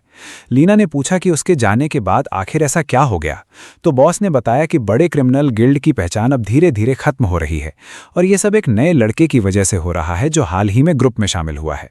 वो लड़का थोड़ा अजीब है पर दिमाग का बहुत तेज है। उसने सिर्फ अपनी बातों से पूरे संगठन पर कब्जा कर लिया है। उसने बड़े बड़े अधिकारियों को अपने पक्ष में कर लिया और काम करने का तरीका ही बदल दिया। तब से पुराने बार ठप पड़ गए और कमाई बंद हो गई। अफवाहें तो ये भी हैं कि वो लड़का पहले सड़क छाप आवारा हुआ करता था। बॉस ने आगे कहा कि उसे हीरो के इस नए ग्रुप में अपार संभावनाएं दिख रही हैं, पूरे इलाके को साफ कर देने वाली ताकत और एक असली बॉस जैसा करिश्मा। उसने ऑफर दिया कि अगर हीरो इन दुकानों का मालिक बन जाए तो उसकी शोहरत सबको पीछे छोड़ देगी। लीना ने उस गंजे के सिर पर एक जोर का चपत लगाया और चुप रहने को कहा, पर हीरो ने उसे रोक दिया। हीरो ने कहा कि वो इस ऑफर के बारे में सोच सकता है क्योंकि वो भी इन डकैतों के गिल्ड से पक चुका है। अगर मालिक ये पूरी जगह उसे सौंपना चाहता है तो वो इसे लेने को तैयार है। लीना गुस्से में आ गई और कहने लगी कि ये सब अपराधी हैं, मौका मिलते ही धोखा दे देंगे। पर हीरो ने उसे शांत करते हुए कहा कि जिस दिन किसी ने भी गद्दारी की उसे वहीं ढेर कर दिया जाएगा। वैसे भी इनके पास कोई और रास्ता नहीं है। अगर जिंदा रहना है तो इन्हें विल के प्रति वफादारी की कसम खानी ही होगी। उसी पल हीरो ने अपनी बॉस स्पिरिट एक्टिवेट कर दी। सब हिचकिचा रहे थे, पर अचानक माहौल बदल गया। अब उस रेस्टोरेंट को चलाने वाला पूरा क्रिमिनल ग्रुप हीरो का वफादार बन चुका था और वो जगह अब उसका इलाका, टेरिटरी थी। वो बूढ़ा मालिक तो हीरो के जूते चूमने लगा। सिस्टम ने भी कंफर्म कर दिया कि अब उसके पास अपना बेस और चेले चपाटे हैं। हीरो ने ऐलान किया कि अब से उनके संगठन का नाम ब्लैक माउंटेन होगा। सीजर ने तुरंत पूछा कि आगे का प्लान क्या है। उसे लगा था कि हीरो अब पूरे शहर पर कब्जा करेगा, पर हीरो ने कहा कि उनका पहला लक्ष्य लैबिरिंथ को फतह करना है। लीना को यह थोड़ा अजीब लगा, पर हीरो ने समझाया कि उसे सिर्फ दौलत और शोहरत नहीं चाहिए, बल्कि उसकी दिलचस्पी वहां के ताकतवर मॉन्स्टर्स में है। वो शहर के इन पिद्दी लोगों पर राज करने के बजाय उन खूंखार जीवों को अपने वश में करना चाहता है। तभी सीन बदलता है और हम ईस्ट डिस्ट्रिक्ट की एक गली में उस लड़के को देखते हैं जो रेस्टोरेंट पर हुए कब्जे की खबर पढ़ रहा है। उसके पास एक विशालकाय बंदा खड़ा है जिसका नाम मिस्टर तामा है। ये तामा हूबहू सीजर जैसा दिखता है, बस थोड़े सस्ते वर्जन वाला। अगले चैप्टर में हीरो साफ कह देता है कि उसे लैबिरिंथ या देश के किसी कानून की परवाह नहीं है। अगर उन्हें सबसे बेहतर बनना है तो वो अपने दम पर आगे बढ़ेंगे। सिस्टम ने टीम के उद्देश्य तय कर दिए और उस बार पर कब्जे के बाद उन डकैतों की बदनामी भी हीरो के खाते में जुड़ गई। उधर वो गंजा मालिक अभी भी सदमे में था, पर उसके साथी ने कहा कि कम से कम वो जान बचाकर तो निकल आए। तभी वहां एक पुलिस ऑफिसर आया और उस लड़के यानी तामा के साथ वाले को टोकते हुए बोला कि इतने बड़े हथियार लेकर घूमना गैरकानूनी है। ऑफिसर ने बताया कि आजकल शहर में बड़े हथियार वाले लोग काफी उत्पात मचा रहे हैं, इसलिए ये तलवार जब्त करनी होगी। पर यह तामा तो सीजर से भी गया गुजरा निकला। उसने बिना सोचे समझे सीधे पुलिस वाले पर ही हमला कर दिया। अब वापस चलते हैं हीरो की तरफ। सिस्टम का मैसेज आता है कि ब्लैक माउंटेन गिल्ड की बदनामी का आंकड़ा 1000 के पार पहुंच चुका है। अब मुसीबत यह है कि ग्रुप का कोई भी मेंबर कुछ भी कांड करेगा, उसका सीधा असर इसी स्कोर पर पड़ेगा। हीरो शहर की सड़कों से गुजर रहा है और थोड़ा असहज महसूस कर रहा है, क्योंकि जब से उसने उस रेस्टोरेंट पर कब्जा किया है हर कोई उसे ही घूर रहा है। हालांकि उसे ये बात ज्यादा बुरी भी नहीं लग रही, क्योंकि जितनी ज्यादा चर्चा होगी पैसा कमाने के मौके भी उतने ही बढ़ेंगे। अजीब बात तो यह है कि उसके चेलों को यह नेगेटिव पब्लिसिटी कुछ ज्यादा ही पसंद आ रही है। हीरो इस वक्त काफी एक्साइटेड है। पर साथ ही उसके अंदर एक गुस्सा भी है। वो खुद को ढीला नहीं छोड़ना चाहता, क्योंकि उसे डर है कि अगर उसने थोड़ी भी ढील दी तो वो फिर से वैसे ही फेल हो जाएगा जैसे ड्रागो गेम के पहले वर्जन में हुआ था। वो उन दोनों से कड़क अंदाज में कहता है, चाहे हमें नर्क में ही क्यों न जाना पड़े, हम उस लैब्रिंथ को कुचल कर रख देंगे। हमारी जान तभी बच सकती है जब कोई चमत्कार हो जाए। तो बताओ, क्या तुम लोग चमत्कार करने के लिए तैयार हो? पर उन दोनों ने तो उसे तुरंत टका सा जवाब दे दिया, बिल्कुल नहीं। लीना उसे शांत करते हुए कहती है, अरे बॉस, थोड़ा ठंडे हो जाओ, अभी बस बॉस की गद्दी मिली है तो इतने भी भावनाओं में मत बहो। सीजर ने भी सुर में सुर मिलाते हुए कहा, अभी तो खेल शुरू हुआ है बॉस, पहले जो तय किया है उस पर ध्यान देते हैं। हीरो बेचारा सोच में पड़ गया कि भाई इन दोनों के दिमाग में आखिर चलता क्या है। अभी वो ये सब सोच ही रहा था कि अचानक सिस्टम में इंट्रूडर अलर्ट की घंटी बजती है। अब पूरे शहर में उसके पास इकलौती जगह वही रेस्टोरेंट है, जिसका मतलब है कि वहां कोई घुसपैठिया घुस आया है। वो चिढ़कर सोचता है कि अभी तो जगह हाथ लगी थी और अभी से रायता फैलना शुरू हो गया। और जैसा कि अंदाजा था, ये वही लड़का था जिसने आते ही ऐलान कर दिया कि वो अपनी चीज वापस लेने आया है।